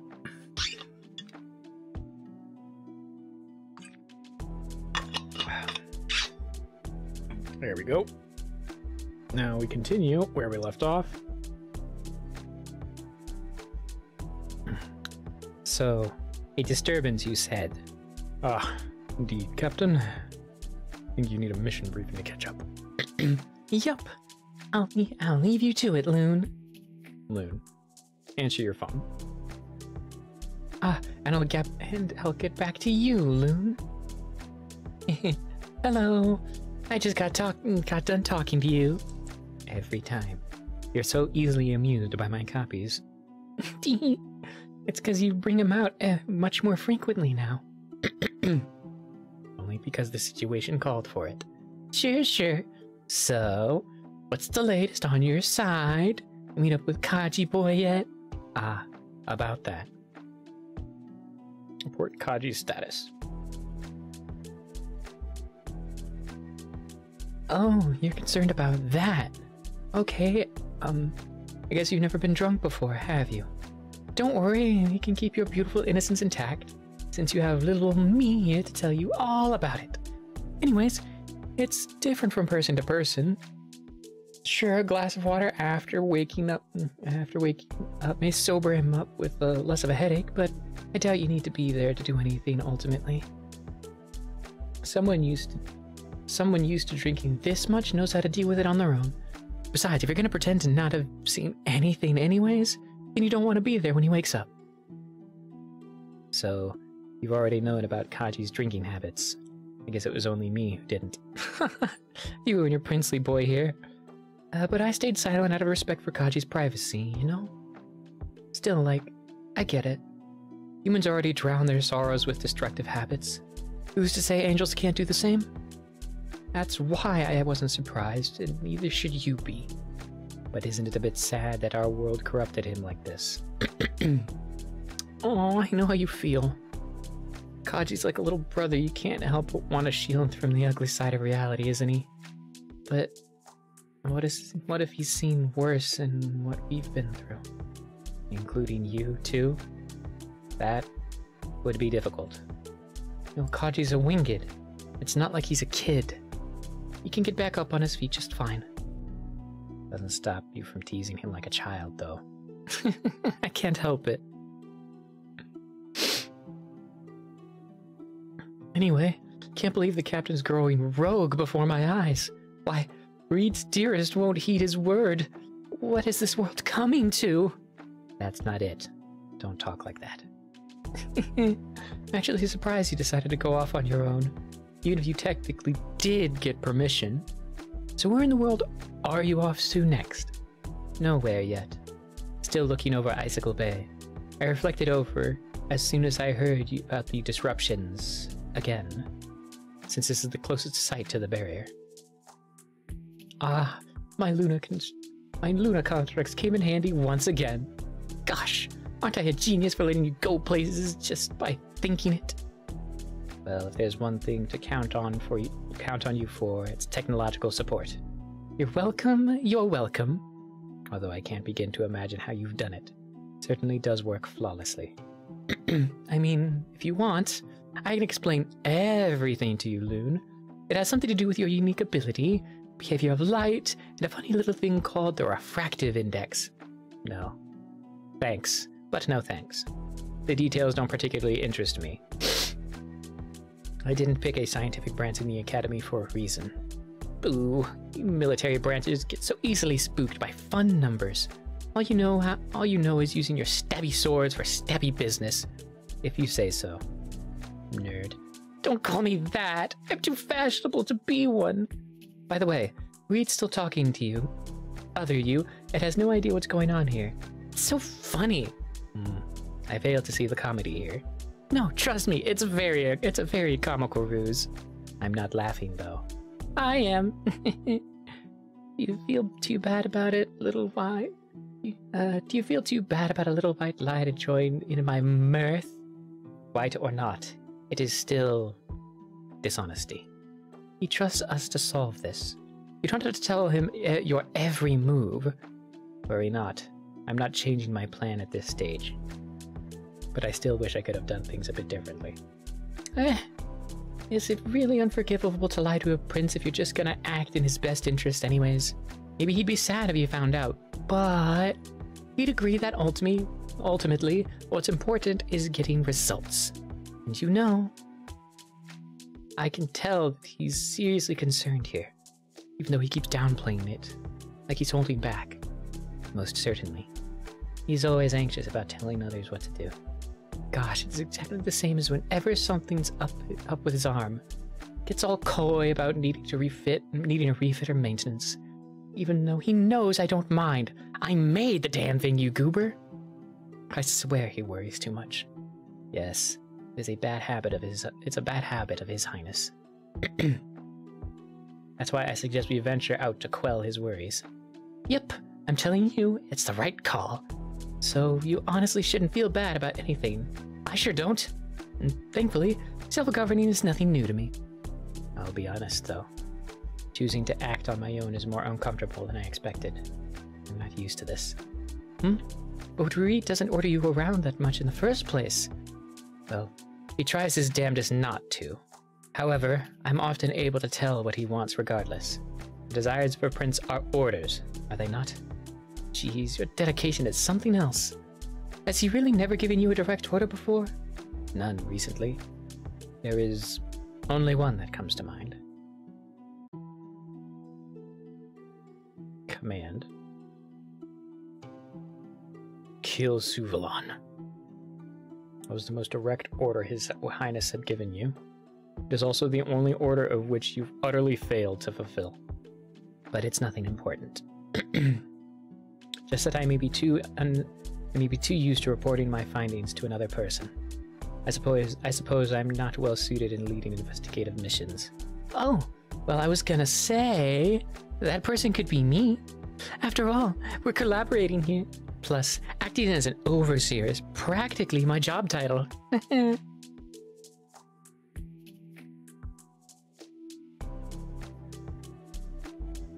Loon, search. Now tell me, how's it going on Icy Bay? Thus far, there's very little here. The thieving problem was solved overnight, so right now, the island is very calm. Huh. It's unlike anything there has to do with the disruptions. But the former thief-turned-citizen has already left the island, apparently. He stayed at the local hotel for less than a day. Other than that, nothing seems off. He left her new residence that quickly? Even though, as the mermaid spokesperson told you, Kaji pretty much secured her a job and everything? Something to keep in mind for sure. But she is a winged. I see no reason for such a person to be involved in crossing the barrier. Still, I'd note that down if I were you. You've got to keep all possibilities in mind, sister. Well, for what it's worth, Moon, unlock room. I will still pursue her trail, even if it may not lead anywhere. Good. Let's not just assume winged don't care for our humanly affairs. Quite the contrary, in fact. For them, our wishes are the greatest resource. That's a fair point. Should I sail over and have a look around the place too? Might take me a while, but I don't mind. Heck, I can send over an entire elite fleet anytime you want. I believe that won't be necessary. This island is small enough that I can do it alone. What you thinking then? Leave the physical travel to me. And on your end, could you... You notice something. It's a stray piece of paper under the table. The room has already been cleaned, but it seems someone missed a spot. Moon, inspect paper. Child's amateur illustration. It hasn't been long since it was drawn. Seems unremarkable, yet it is the most perplexing item you could have discovered here. You know these people. You know the artist. And you know very well that it is impossible for such an item to exist at this time. After all of those years, after what happened to her, this is impossible. Huh? What is? Moon? You okay over there? Celine, tomorrow when the memorial starts, I meet you face to face. Huh? If we have time for that, then of course. You don't even need to ask, you know? So, why even ask? Seriously, is something up? I'm fine. I have something to share with you later. Can't do it over the phone? No? Then let another copy of you handle it. You do know I could be face to face with you right now, don't you? That won't do. Memories aren't shared if I'm active in multiples. Oh, so you found something there? But wait, does that mean I have to wait for this specific you to travel all the way back? Just to merge again? Gosh, I forgot what a tangled web you weave. Yes, don't worry about that. As soon as possible, I'll come to you myself as one. It won't be a meeting for leisure. Because for the first time in years, you find yourself at a total loss of how to respond. For this matter, the advisor's support is more vital than ever. Be Arya. You are now Arya. Arya checks surroundings. You've just painfully tumbled down a hill. Beneath you is a layer of snow. Soft enough to lessen the impact of your fall, but not enough that it didn't hurt at all. Still, it wasn't painful enough to disrupt your focus. Your disguise remains in effect. Arya, can you tell where exactly you are, and if the others are with you? A landscape of snowy mountains, hardly any sunlight. Even though it's morning, and in the distance, you see that familiar tower again. Looks like you've made it to the other side. What about everyone else? Arya, look for the others. Nino? Maymona? 5? Reed? Where are you? No response but the cold, harsh wind. You take a look behind you at where the rift used to be, closed off so quickly, as if to say, there's no turning back at this point. Your heart shudders at the worst possibility races to the forefront of your mind. Arya, be sad. Possibility that you may be totally alone again. Still, Reed was right behind you, wasn't he? 5, Ludwig, and boyfriend should have been close too. Consider them might be your best bet for now. But as you think about what happened back there, sadness slowly turns to anger. Why did things end up like this again? You were so close. Why did he force you to abandon them? God dang it. This is not the time to be sad. You have a bone to pick with that certain someone. Wherever he is, you're gonna find him and give him a piece of your mind. You won't be hearing anything about moping and giving up on anyone, okay? Pet, reunite with beloved owner. Oh my gosh, Ludwig, you made it. Owner, reunite with beloved pet. I'm so glad. I'm fine. Not badly hurt at all. See? Where are the others, Ludwig? Are you all alone? Ludwig, reveal hiding friend. Aw, boyfriend.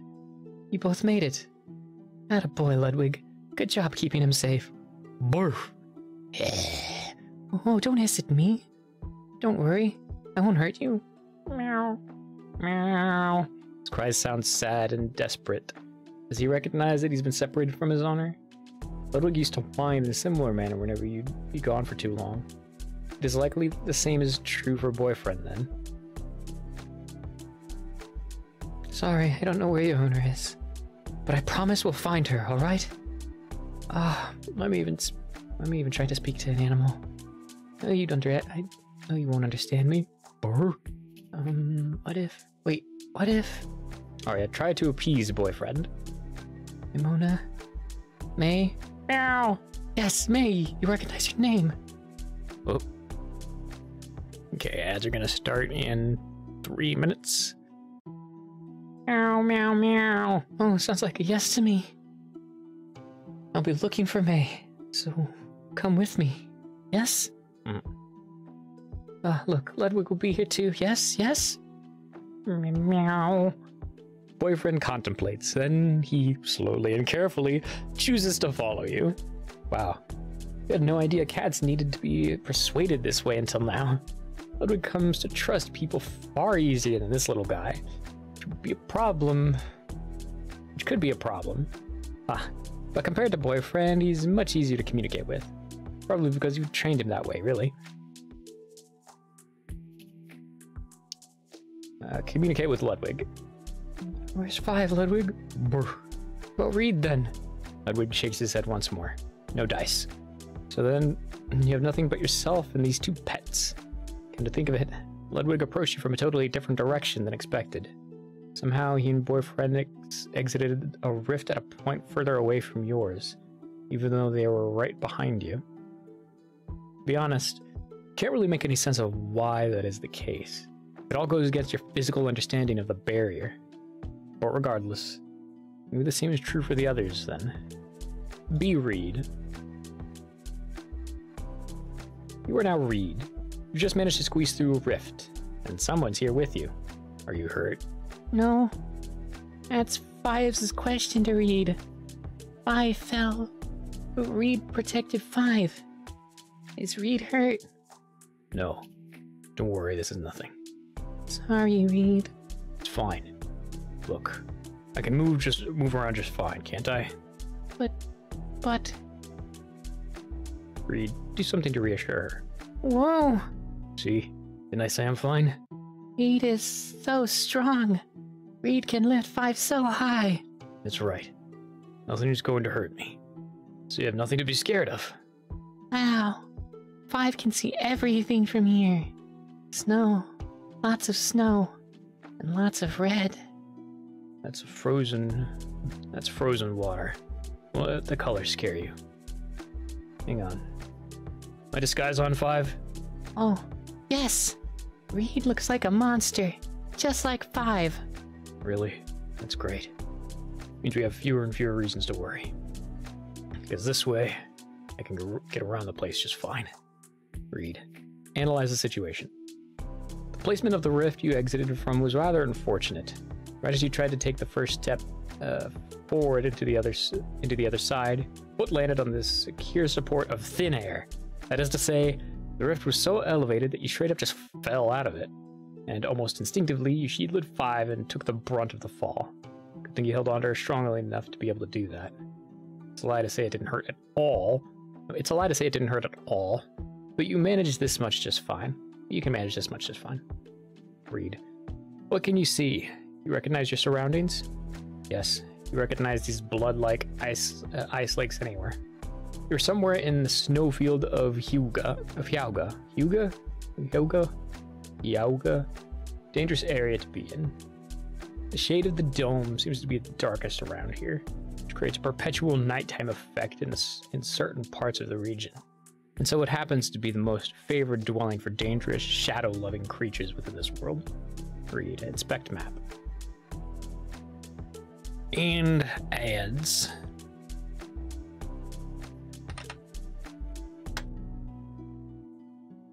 Here we go.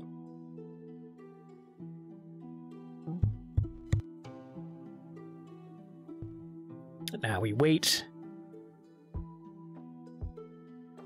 Whoop.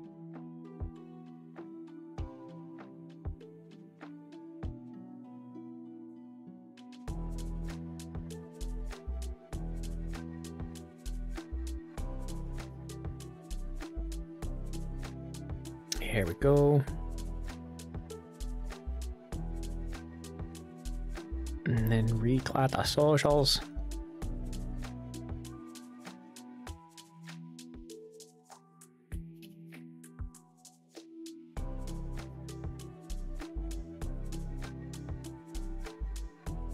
There we go.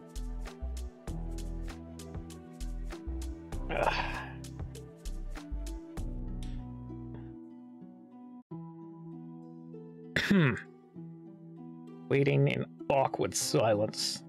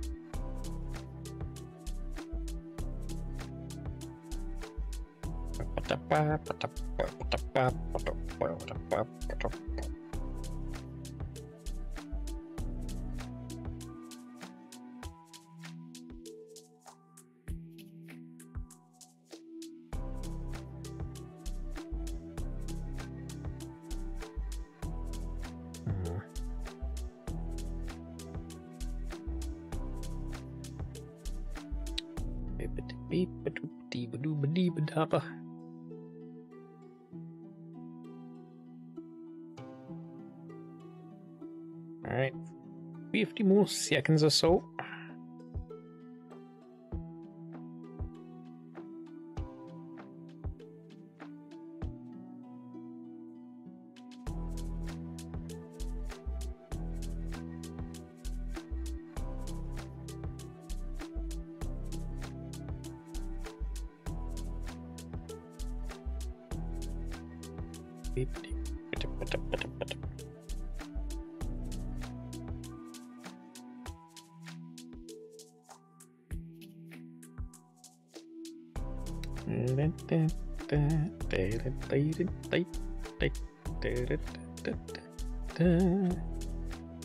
And we back. Welcome back, everybody who's stuck in ad hell.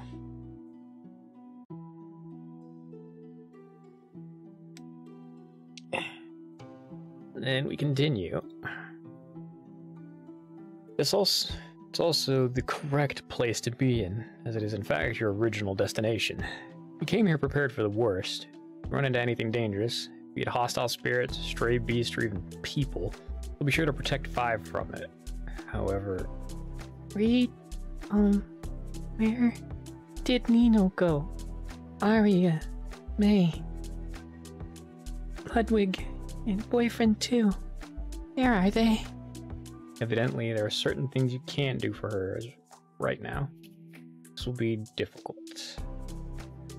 It's not your first time being in this kind of situation. I don't know. Looks like we've been totally separated. So everyone is gone? Arya should have ended up closest to us.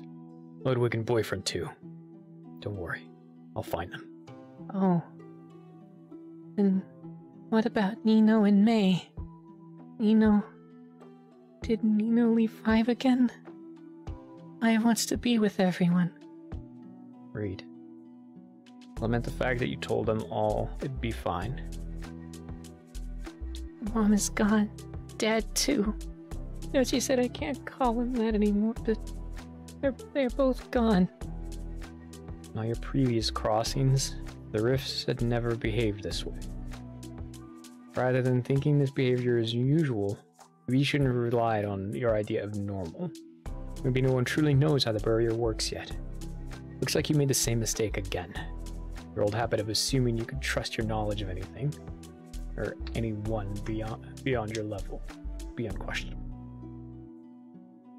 And maybe it'd be foolish to assume you can just find everyone again after what happened back there.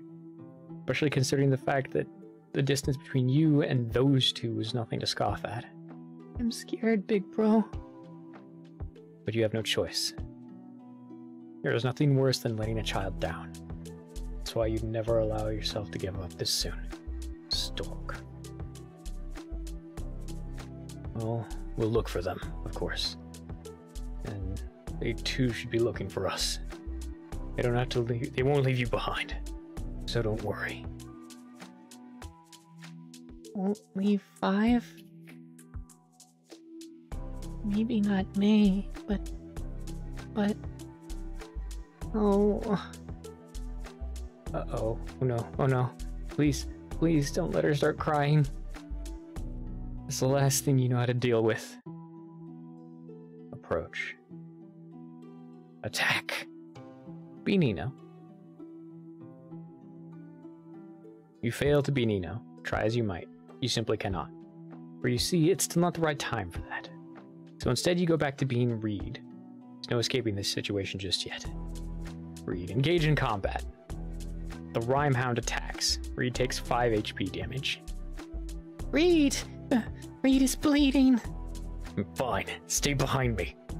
All times to run into a goddamn beast. Sly thing crept up on you. Must have been stalking for a while, just looking for an opening to strike. No matter. He'll take care of this swiftly. Reed, attack. Reed uses level 1 Gust. Rhymehound takes 0 damage. Rhymehound sneers. Wind Cannon barely does anything to stop this thing. Calls for more destructive resources. Even though you wouldn't want to risk alerting any monsters nearby with something loud. You're left with no other choice. Reed, use a stronger attack. Reed uses level 2 Beam. Rhymehound takes 25 damage. Keeping 5 safe is most important. Echo. That noise. Brr, brr. Meow. Oh, it's okay. Don't worry. Stay by my side, alright? I'll keep us safe. Meow. What a fidgety cat boyfriend is. More importantly, a distant noise. Somehow, feel like you've heard it somewhere before. Encounter. End. The Rhymehound is defeated. Gain +1 combat experience. Damn thing. To be put on a leash. Didn't come this far to get lost to a wild animal. Reed was bleeding. Reed hurts? It's fine, it's fine. This is nothing I can't deal with. How can Five help? Five doesn't have Band-Aid or healing. You don't have to do anything. Just keep yourself safe. But everyone always gets hurt for Five. Five doesn't like it. It's an adult's job to do that. We'd be failures if we ever let you in your danger. You understand? Really? Staying safe really is the best way to repay me here, Five. Reed, check your wounds. You've had worse. It's an annoyance at best, and only because blood is hard to wash off. Besides, there's a certain someone who said he can just heal all of this away. It means you just have to find him and make him do that, right? I need to make a big deal out of it at all. More importantly, you've got to book it out of here, stat. Reed! Or else you might run into more... Huh? Arya, reach Reed. You alright? Arya? No, wait. Arya! Oh, would you look at that? Not the worst consequence your noisiness could have made. In fact, it accomplished the best thing you could have hoped for. I'm fine. You're wounded, though. Oh, that's nothing to worry about. More importantly, Five's here. But only Five. Are you with anyone? Arya. Ludwig and boyfriend followed Arya. Did Arya find friends? Oh, yes, Five. They're waiting back there for us. You left them behind? I had to. Figured you needed backup when I heard the sounds of a struggle. Seeing the aftermath. Looks like I was a little too late. Glad you survived that still. One beast isn't difficult to deal with. Here, still have the first aid kit from the Sea Patrol's ship. It'll help with your wound. So let me take a look. It's not that serious. Save that for when we really need it. Please, Reed. It's the least I could do. Everybody else always does so much for me. Gets hurt for my sake. I can't bear it. It's like I have no use at all. Five, cheer Arya up. No way! Arya, not correct. Pardon me. Arya's disguises helps everyone be safe in Monster World. Arya very important. No good to say bad things like that. Oh, Five. Oh, you're so sweet. Thank you. Aren't you upset? Huh? About what I did in the rift. You didn't seem to like it. Oh, that. It was for the best, wasn't it? I thought about it, and then realized. You're always thinking of how to help, aren't you? Be so kind to someone like me, I could never be angry at that. He sounds sad. A nervous wreck with nary a shred of confidence. To be honest, it's not the best sight for Five to see under such uncertain circumstances. The two of you should appear reliable no matter what. But here she is, making Five reassure her instead. Arya, treat injury. It's because of your kindness that I could make it this far. So please, let me repay you. Reed, flinch. Oh, what's wrong? Did I hurt you by accident? I'm sorry. That was just my reflexes. Don't touch me without warning. Oh, sorry. I guess you aren't used to that? Then, may I read? I'd like to put a bandage on your arm. I'll be more careful. And I'll do it right this time, so... Jeez. Has she ever been this kind to you before? More surprising than you'd expect. But why? It's not like you can't treat your own wounds or anything. Are you just being too wary? Well, maybe you are. It's just like her to worry this much over a little injury, after all. Here. Thank you. I can finally do something for someone else now. Reed. I'm so happy. Happy? What makes you happy to be doing any of this? Because... I finally have a use, don't I? I won't be dead weight this time around. You're a miserable existence, you know that? Huh? What are you saying, Reed? Actually, I don't even need to say it. You know damn well how despicable you are. Did I say something wrong? I'm sorry. Shut it. Acting a poor imitation of that girl is what makes you happy. Acting this stupid while using her face as a death sentence. Or that's what it wants you to think. Reed, shoot.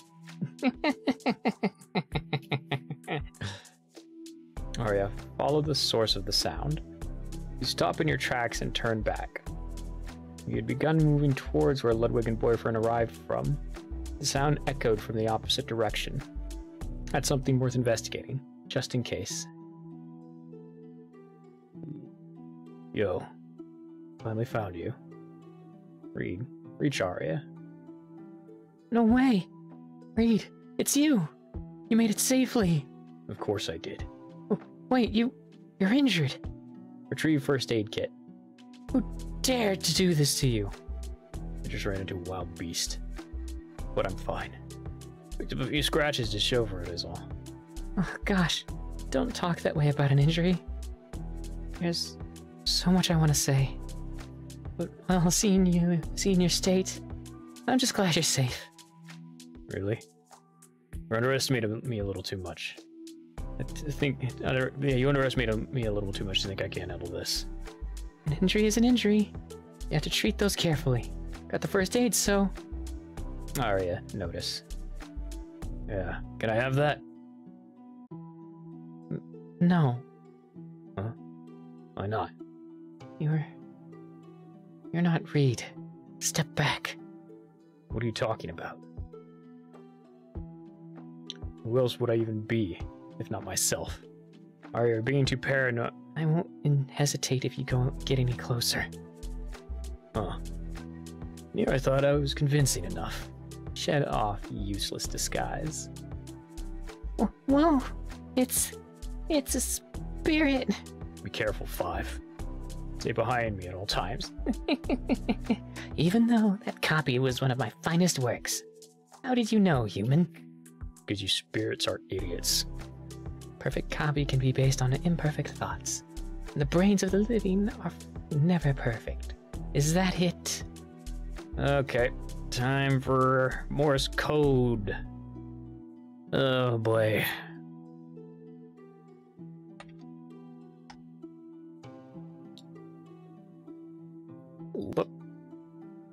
Interesting. Alright.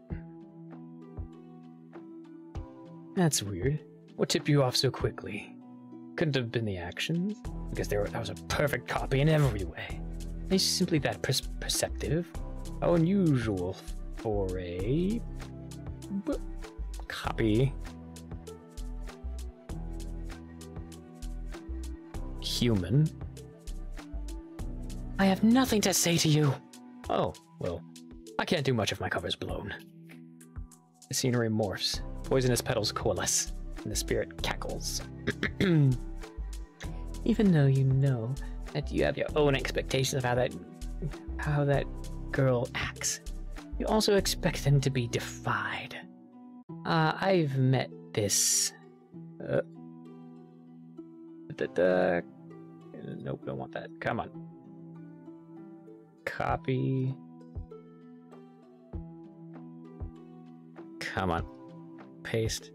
This paradox before. That the living are simultaneously predictable, yet too complex to predict. There are many words I could use to describe her, but coward isn't one of them. So that was my mistake. I see. Shut your trap. Seems like I should have taken a different approach. But it's far too late for a retrial now. The landscape fluctuates. Illusory blood begins to pool, and the spirit snickers. Whoop. Copy. Paste. I'll end this without any trickery, human. Try to attack the spirit. Shit. It moves way too fast. You've landed a few hits in, but none seem to have been lethal enough. This bastard can absorb a lot of damage, huh? And you'll just have to dish out even more of it. Read charge up level 3, heat storm. Spirit uses grave bouquet. Petals whirl. It's enough bullshit illusory nonsense from this thing. This is where you'll end it. Going to go for an easier target, are we? Bad chance. No way in hell you'd give them an opening. Read defend. Copy. Paste. Gah! It burns. This fiery thing. What crazy advancements have you humans made since the...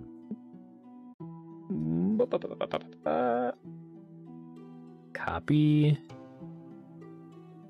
Paste. Since the vibrance reign. But that doesn't matter. None of this does. Fine. Fire your little...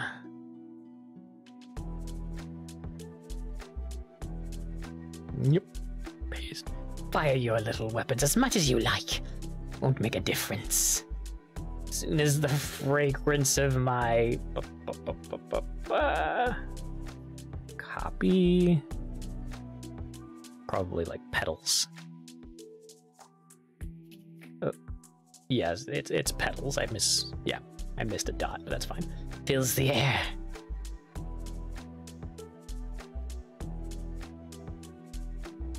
Copy. Paste. Not even a celestial can stop it. Slaughter.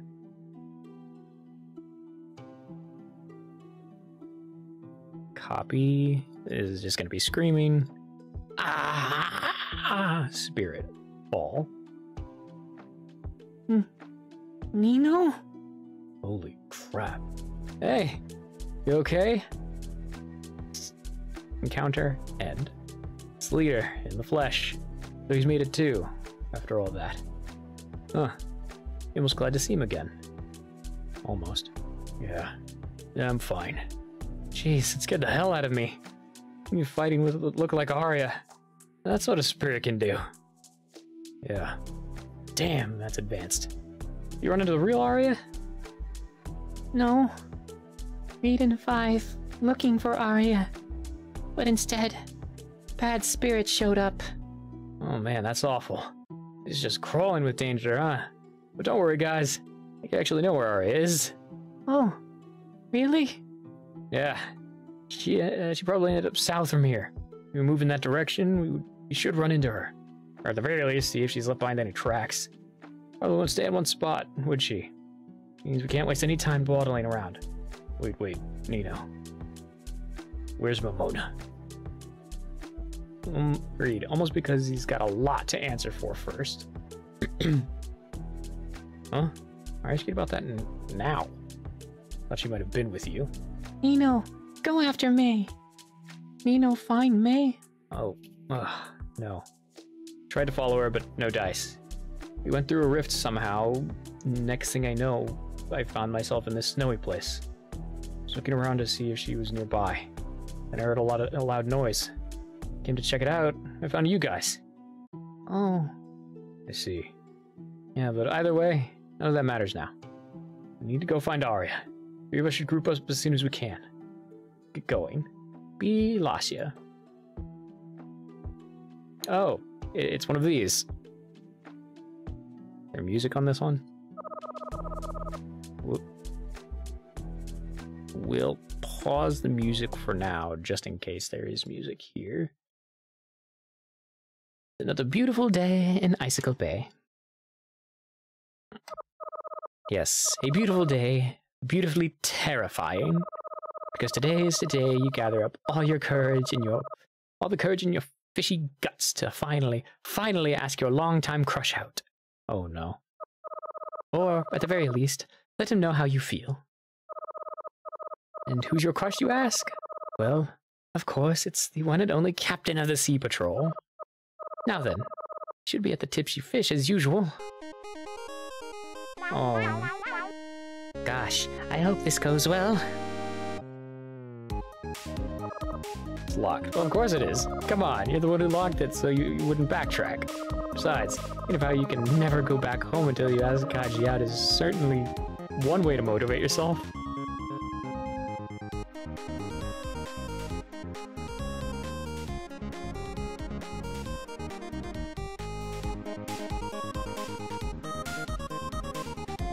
Huh.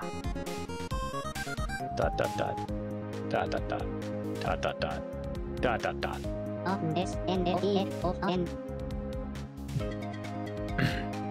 Huh. What would you look at that? It's Lacey. Hello, Captain. You're so quiet. I didn't see ya. No, that's not the voice I had for Kaji. It was a Brooklyn accent. You're so quiet, I didn't see ya. Why are you just standing there? Sorry, I'll speak. Nah, don't strain yourself. I'm saying you can take a seat, buddy. No, that's okay. I can stand up just fine. I'm a really good stander. Oh, what? It's so funny. So what's up? Need me for something? This is it. It's now or never. Today you're going to spill your heart out. What? This how should you confess your feelings to the captain? Oh. Let's take the next step. Ask, could you ever love a fish? If I could be loving someone? Yeah, you see, that's a nice thing. Sure sounds fun, ain't gonna lie, but it's just impossible for me. Do you say that because you're winged? I know people say that winged are loveless, but I don't think that has to be true. Not everyone has to be the same way. Oh, nah, you're not wrong. That's not why I'm saying it. It's a bit different for me. Hey, see, old pal. Remember what I told you about my old life? That you used to serve someone in the heavens? Yeah, you see, the master was a real beauty. When the servants put me by his side, he was scared. Scared that feelings would distract me from the job. So, they say I was born with a frozen heart. Ice cold. Don't think I can feel much of anything that day. What? No way. You're a very kind person. Never believe that your actions come from someone incapable of feelings. Even if it's a frozen heart, it must be possible for a person to throw it over to thought over time, yes? I especially believe that you're full of love, Captain, because you're so generous to the sea folk And to me. Nah, look, sorry, I appreciate it lots, but you're not only a friend, but also a co-worker, sorta. It just ain't good to let these things happen in the workplace. You feel me? Wait, workplace? Kaji, to him, this island, and all the time you've spent here are all work? Oh gosh, does nothing mean anything to him? No way. I suddenly feel incredibly lightheaded. Captain, please pass me one of those. One of what? That drinks. What? You don't want my rum? I need it bad. No way, dude. Can't be doing that. Not gonna last without it. Angel cursed with a frozen heart that no soul can thaw. Wow, that was humiliating. Maybe you should try exploring different options next time. Gosh, I hope this will go well.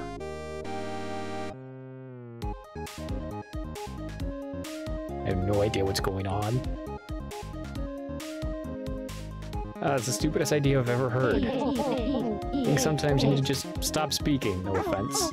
Why are you such a poopy head? I'm just saying, there's no way we can sneak past anyone with just... What are you looking at? You need something from us? None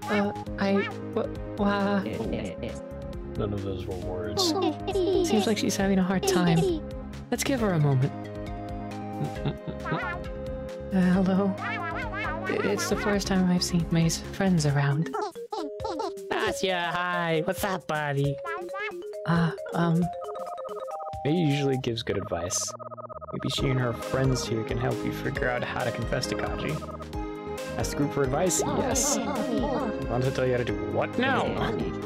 That is so not my thing. I'm just setting this one out. Easy peasy, Lacey. I know how to hook up boyfriend just fine. Just feed him his favorite little treats and be a good owner. And I'll never want to leave your side. Uh-huh. Does that have to bring food with me? May means well, but you probably shouldn't take her words to heart. Actually, I don't think her advice is far from the truth. Huh? Really now? Arya, you want us to buy May's advice of all people. Come on. You foolish fools. Dare doubt me? Hey, do you want to go on a date? What? Just who the hell do you think you're saying that to? As if I waste my perfect self on any of you goobers. But I'll bake you muffins once a week. Maybe some cookies too. You make a strong argument. Ah, see? Case in point. Man, I'm always right. Ah, it really works. Sometimes. That's why they say the way to a man's heart is through his stomach. Yeah, so just hit him where it hurts, Lacey. Right in the tummy. Bow. I guess I can try that. Okay, so... how would I do that?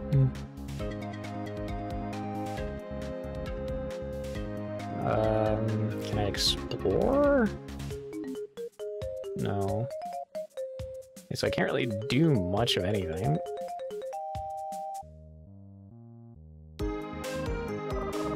Barkeep welcomes you in. He offers you a glass of juice in the house, rather than a drink. Not only does he remember that you have reservations about alcoholic beverages, but he also respects your decision. It's a small gesture, but it means a lot to you still. You humans are that friendly to sea folk. The capital's spokesman. He's sitting alone, with a drink in hand. Uh-oh. Perhaps things in the north aren't going as well as you thought. Or you'd be inclined to extend a helping fin, even though those waters lie outside your jurisdiction, but you're here for love, not work. Can't let anything distract you from your love quest, no matter what it is. Seems that a gorgeous performer is taking the stage today. Pretty lady notices you, then she winks and waves to you. Wow! It's like certain people would kill to receive that much attention from a person like her. Maybe today's your lucky day. Hello, Captain. Oh, hey, Lacey. Good morning. You need me for something? So, Just how should you confess your feelings to the captain? Try his favorite little treats. May and her friend suggested maybe this is the best way to appeal to a man. What did they say again? Men's hearts are in their stomachs. Wow, so that's true even for winged men. You learn more every day. Well, it's worth a shot. Here goes something. Captain, what was your favorite drink again? Oh, me? I love me some rum, especially on the seas, out in the seas. Nothing better than sailing in my beauty in the Argo Navis, singing the shanties with a bottle of rum in hand. Just thinking about it sets me free. Gotta take her out for a spin again. Been down in the dumps for too long. Alright, I have great news, Captain. Here are 12 shots of rum. What? It's all on me. What? Please enjoy. It's a gift, so don't hold back. Lacey, I appreciate the gesture, but... Well, it's something a winged liver can't handle, is it? Probably. Yeah, on second thought, I ain't gonna turn down a gift. So, when I ordered these, I was thinking of you, Captain. Oh no. It's from me, so I hope you like it. And once you're done drinking, Oh. He just threw them all back. I have something to tell you. Wait. You've already emptied them all? Oh no, oh no. Are you okay? I got to put my head down. Just for a sec. See you the goodbye, ladies. He's just going to sleep, right? Right? Wow, that was humiliating. We didn't even listen to those suspicious people. There has to be a better way of doing this. Gosh, I hope this will go well. Meow, meow. It's a little cat. Wow, I've never seen cats that look like this around the island before. Must have wandered in here from somewhere far. Meow, meow, meow, meow, meow, meow, meow. Huh? Is it trying to communicate to you? Yes, meow back at it. Meow. Wow, so adorable when you do that. That gives me an idea. Meow, meow, meow. Yeah, right? It'll go well if I try that one. Meow, meow, meow, meow.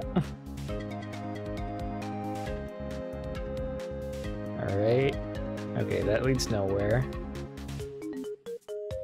Okay, I can't go north. Can't go this way.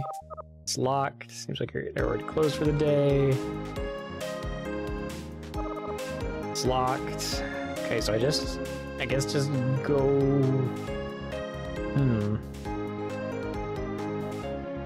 And we're here again. What are you doing? Cottage's right there. You can't waste your time on this human games.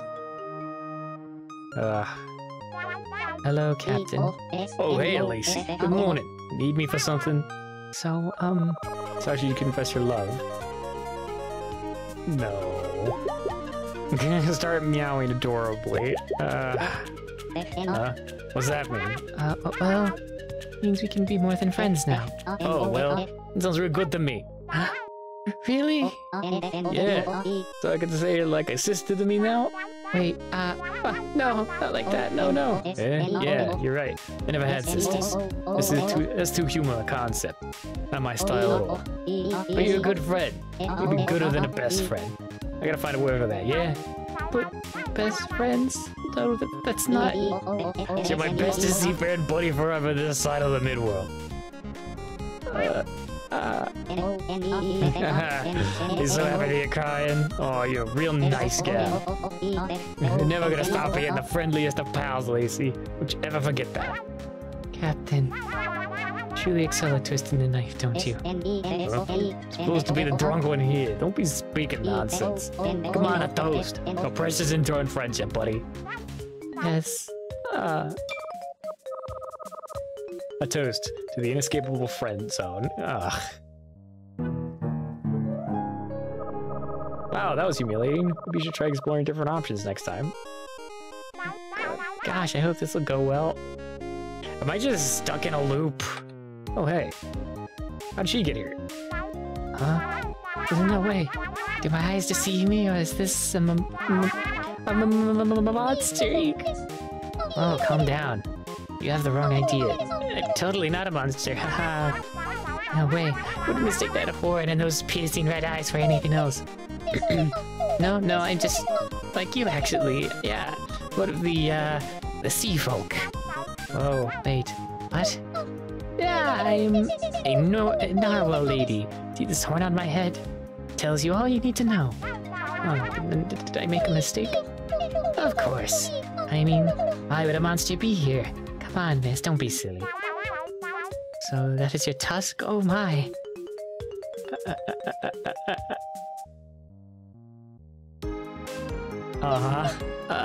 Yeah. Anyway, do you need anything? I'm kind of in a hurry here. Oh, well, you recall tales from the deep sea about the infinite wisdom of narwhals possess. Perhaps then, one of them may guide you in your quest for love today. Ask the narwhal lady for advice? Yes. You want love advice, huh? Well, I do have a good bit of experience by now. Someone's fiance once, so I guess I could help. So, fine gentleman you're looking to court. What if you just told him how you feel? Did you just tell him? No way! Why not? It's too difficult to be direct. It might not accept it. So what? At the very least, he'll know someone appreciated him enough to fall in love. You think he'd be flattered, even if he may reject you for whatever reason? And even then, I think saying it still benefits you. Huh? Really? Yes, it's a great thing to air your feelings out, rather than bottle them up forever. Well, that's what I think, anyway. Can't say I've followed my own advice so well recently. But you're different. You're in a position where you're free to fall in love. Take advantage of that. Not everyone can do the same. Some people have to forbid themselves from these emotions. Oh, how could that be? I had to say, it's because fate is a cruel thing. It often tears lovers and friends apart. So, go confess as soon as possible, alright? Don't want to run out of time to do all that you want, Miss Mermaid. I see. That is really wise advice. Thank you so much. Lady Narwhal, no problem. Makes me happy to see someone fall in love. I promise to do my best. Good luck. Well, I should be off soon.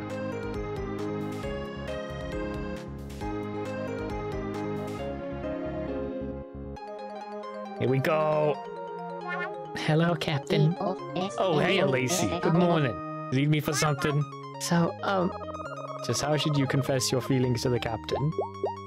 Just be honest and confess. Yeah, right. This is a scary choice, but being honest and trying to trick Kaji into a relationship would feel wrong. You just want him to know how much his presence means to you. From there, reciprocation is all up to him. It's scary, but as an Narwhal lady said, you just need to find the right words. Come on. What's wrong? Catfish got your tongue? I have something to say, but I need a moment. Sorry. It's all good. Take your time. We'll wait as long as you need to be ready. Oh, of course you would. Captain Kaji, you're always kind like that. That's why I like you. Aw, shucks, I like you too, buddy. No, I mean, I like you more than a friend. Oh, so you mean more like that way? Sorry, it's so out of the blue. I've been thinking it for a long time. Somehow, finally found enough courage to say it. Oh, double shucks. That's something I never heard before in all my years. Really? But you're so lovable. Me? Nah, no way. Captain, are you free right now? You want to go on a date? Found a really nice place in the ocean. Whoa, an ocean date?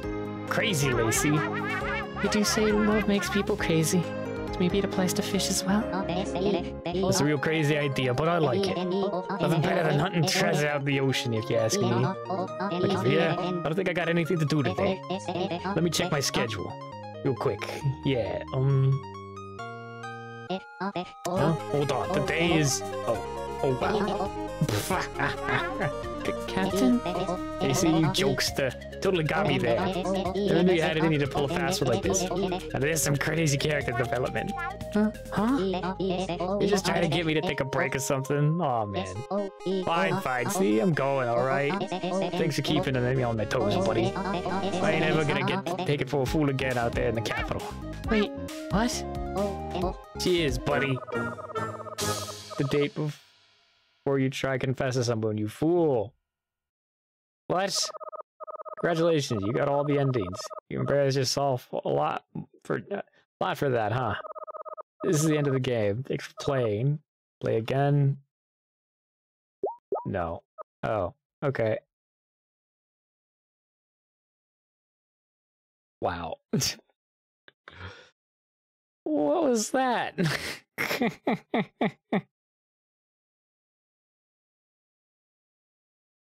I wasn't ready for that. You just wanted love.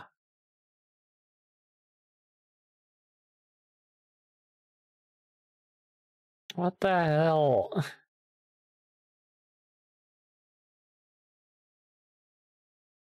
Alright, be my Mona. Oof. You are now my Mona. You have no idea where you are. Hey, Mona. What do you see? Sand. A sea of pale gold, stretching as far as the eye can see. It is reminiscent of the overworld of your home. That can't be where you are. After all, you can still make out the lining of the barrier. Fortunately, it seems that you remain a caged bird. But in which part of the cage did you end up? Hey, Mona, can you tell where you are? That sandy mountain you tumbled from. That's where the rift was. As if you crossed over from an unintended direction.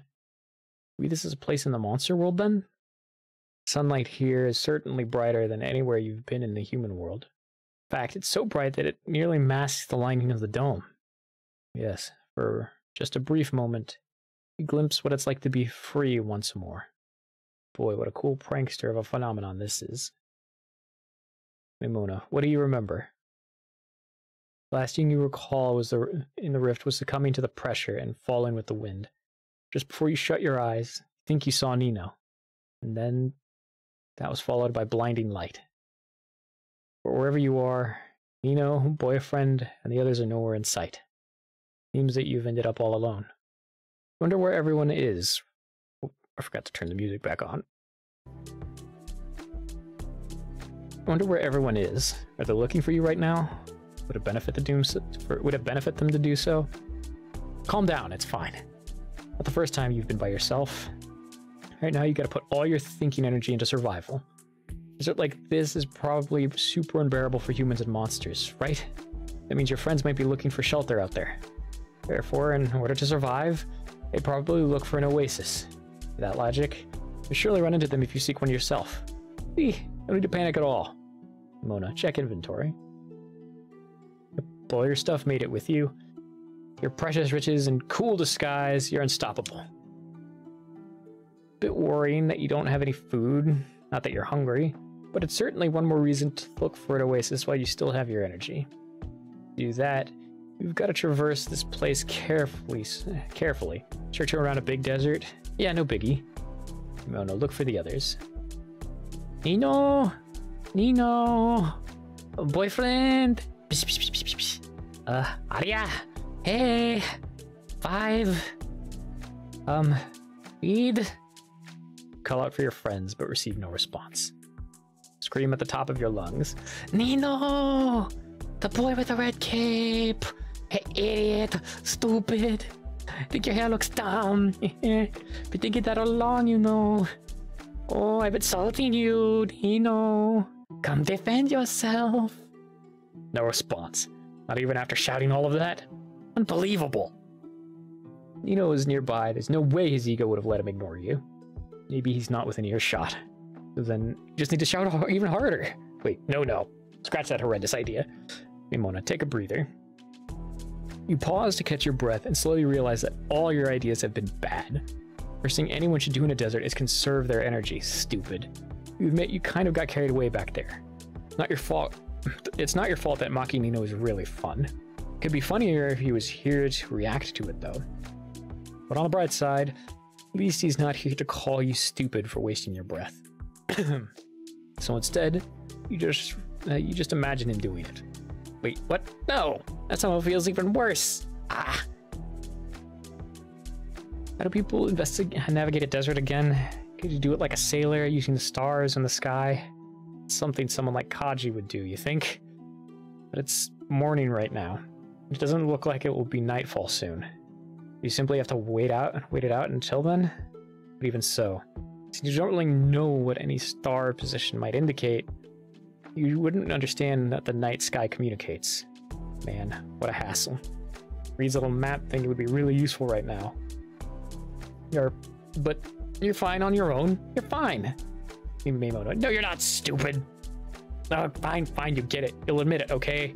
You admit that right now, you may be completely lost. You may actually be completely lost. In fact, you may have been getting yourself even more lost by wandering around all alone. But it's fine. It's totally super duper fine, you know? Because you actually know what to do when you get lost. After all, everyone in your family was great at finding their way back home. You just have to think back to their valuable advice. Flashback. Ooh. Ooh. Right. Your family. Siblings are the children of Nadine, master of the bird nest, large system of farmlands in the overworld. Just like her, they're nothing short of impressive. Your eldest sister, Lila Aquila, often went hunting in faraway places. You bring back plenty of spoils and delicious prey from nebulae in the depths of space. She never knew how she found her way through the sandy clouds of the overworld. Matham Gruss, your eldest brother, was always willing to take you anywhere you wanted in the sky. In fact, he'd frequently escort every other sibling of yours on their outings too. He's simply that dependable of a brother. Yet, you never asked how you could find the way home so consistently. Siblings are meant to share experiences naturally. Naturally, they also compete. Eunice Columba, too. He once traveled to the human world without any help, despite being the third youngest of the family. God knows he never stopped bragging about it to you, the second youngest. Must have known very well how to prepare for lengthy trips like that. And yet, you never asked how he managed it. Instead, all you could think about was yourself. It's not even mentioning your other siblings, whose various survival skills ensured they'd escape the dangers of the overworld, live long enough to eventually meet your mother and thus become one family. Compared to them, you really didn't do much. Even your fortunate survival in the nurseries was just that, pure luck. Ugh, your legs are starting to ache. Pressure from trying to withstand the pushback while crossing was more than enough, although walking hasn't helped one bit. How much longer do you have to go? Starting to feel thirsty too. Is it even a good idea to look for Nino and the others like this? Maybe you could take a break, but can you afford one right now? They could just be going further and further while you're dawdling here. What's going to happen if you never find your friends again? Ugh, these thoughts are so... Huh? Flowers growing in the sand? How could flowers bloom in a barren desert? The sight of greenery is unexpected. There's flowers, grass, and... Hold on. A palm tree you're leaning on? Oh. Trees mean that this land is fertile, which means that this path must lead to the water source somewhere. And that means there's an oasis nearby. Head for the trees. Head for the trees. Plants mean potential water or food. Indeed, as you follow the path, the sight of greenery continues. Yes. There wasn't any reason to worry after all. Even without a belief, you can still manage. Comes to basic survival, your luck is so very dependable. Memona, enter Oasis. The greenery concentrated in one spot. Whoa. There are flowers everywhere, and even the sands of the overworld are like this. It's beautiful. I had no idea a desert could be so full of life. It's gorgeous, but nobody's here, really. Well, everyone else must be looking for an oasis like you were, right? That's what makes the most sense to do in a desert, after all. You just wait here, maybe you'll run into them. Right, didn't your mom tell you something like this before? You got lost, drifting in the stars of space. What is it that she said again? Remember Mum's advice. Sorry, I'm not mad at you. but Mum is upset. Yes, but not with you. You know why I'm upset? You realized you were lost out there, didn't you? And then, what did you do? I was trying to look for Big Bro, but I don't know the way. Yes, that is your mistake. Instead of waiting for your brother, you wandered off on your own, even though you're aware that you don't know where to go. Sorry. But Mum is happy when Yun visits humans, so I want to do it too. You don't have to do what your brother does. Each of us in this family have a role. A dove of peace is unlike a crow of luck. Eunice blesses the fields of humans in the midworld, but you are a blessing to our crops at home. Sorry. I understand. May, listen carefully. You get lost from your siblings again, wait patiently, because they will always come back for you. They will hope to find you as they retrace their steps. You understand? Yes. Good. Nadine, embrace precious daughter. Mama? Gosh, your nights were sleepless with worry. Don't you leave my sight ever again. I'm so glad you're home again, Mona. Yeah, maybe waiting is the right move. In a place where they're likely to come for you, maybe. Would they even try, though? Or is it too much trouble? Too much danger? Maybe you'll just have to wait and see. You just hope you won't have to sit here until nightfall. Mona? Huh? Hey, Mona, look up. Hey, Mona, it's you! Can't believe it. After all this time, I found you. Who's that? It's Eunice, your brother. Really is him. But how? He's sleeping? Is this a dream? There's no way. Eunice? Been so long, Mona. You look well. I'm so glad. I looked all over for you. Mom and everyone else. You were so worried. Pinch your cheeks, but remain awake. This is not a dream. Brother really did come for you.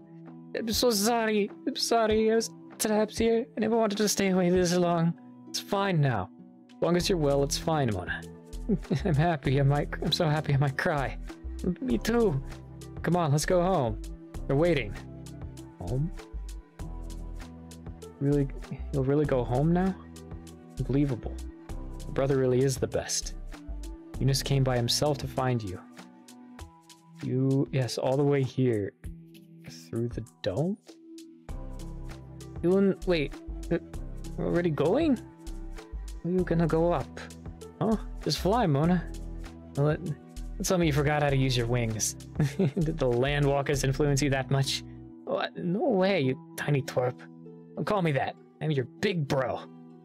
You haven't grown an inch taller, I see. Stars of Columba didn't give you good genes, did they? The heck? It's not true. Did you change so much in such little time? And how did you grow up this quickly anyway? No way crows are that much better than doves. What? You in 6 years? This is a long time. To me, at least. And walking really had an effect on your perspective then. Maybe not flying for so long also had an effect on your growth. Maybe. I'm not joking. I can't really fly home right now, Yun. Look at my halo. My divinity's a little bit no good, you see? Oh, that's what you're worried about. It's fine, after all. As soon as you reach the heavens, your halo will reform. Oh. Besides, I'm here to help you fly back anyway. I'm the best at this in the family, remember? So come on. We'll see everyone again. We're all waiting at home. Wait, I lost boy... our cat. I lost our cat. I looked, but I couldn't find him. I'm sorry. Cat? Oh. Wait, little guy's still alive? Yeah, he's been with me all this time. But just earlier, we got separated. Oh, I'll be honest. I wasn't even expecting to find you, let alone my old cat. I'll keep looking for him though. Hang back for a second down here, okay? Huh? No, it's fine. Let's hurry up home first. Then we can all look for him together. Huh? Are you sure? Of course! Look, Mona, you're gonna get hell if I don't bring you back immediately. There's no way I won't just leave with you right away. You even realize how crazy worried Mom's been? Oh, yeah, so don't make them wait any longer. Yes, you're right. I never got to say goodbye. Goodbye to who? Nah, it's nothing important. You can just go, I think. May Mona fly? Huh? What's wrong, Mona? Why did you stop flying?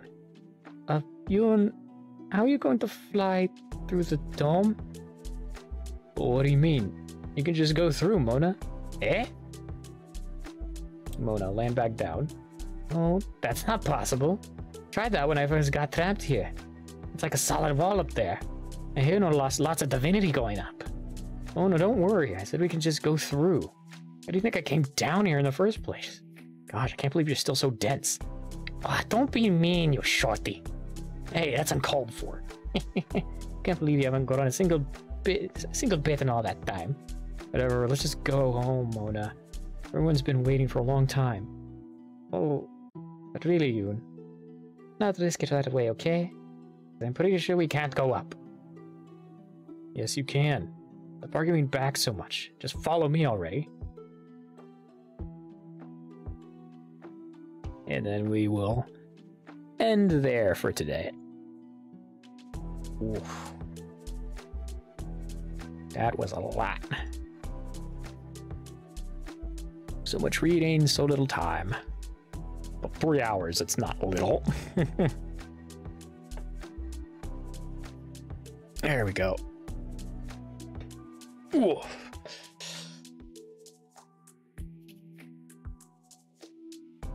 It was a good stream, though.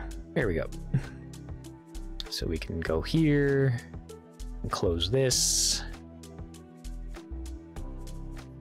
We will minimize that back down. I'll bring this back over here.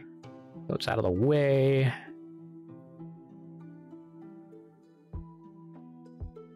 And then we'll just snooze the ad since we're about to raid out anyways. So let's see.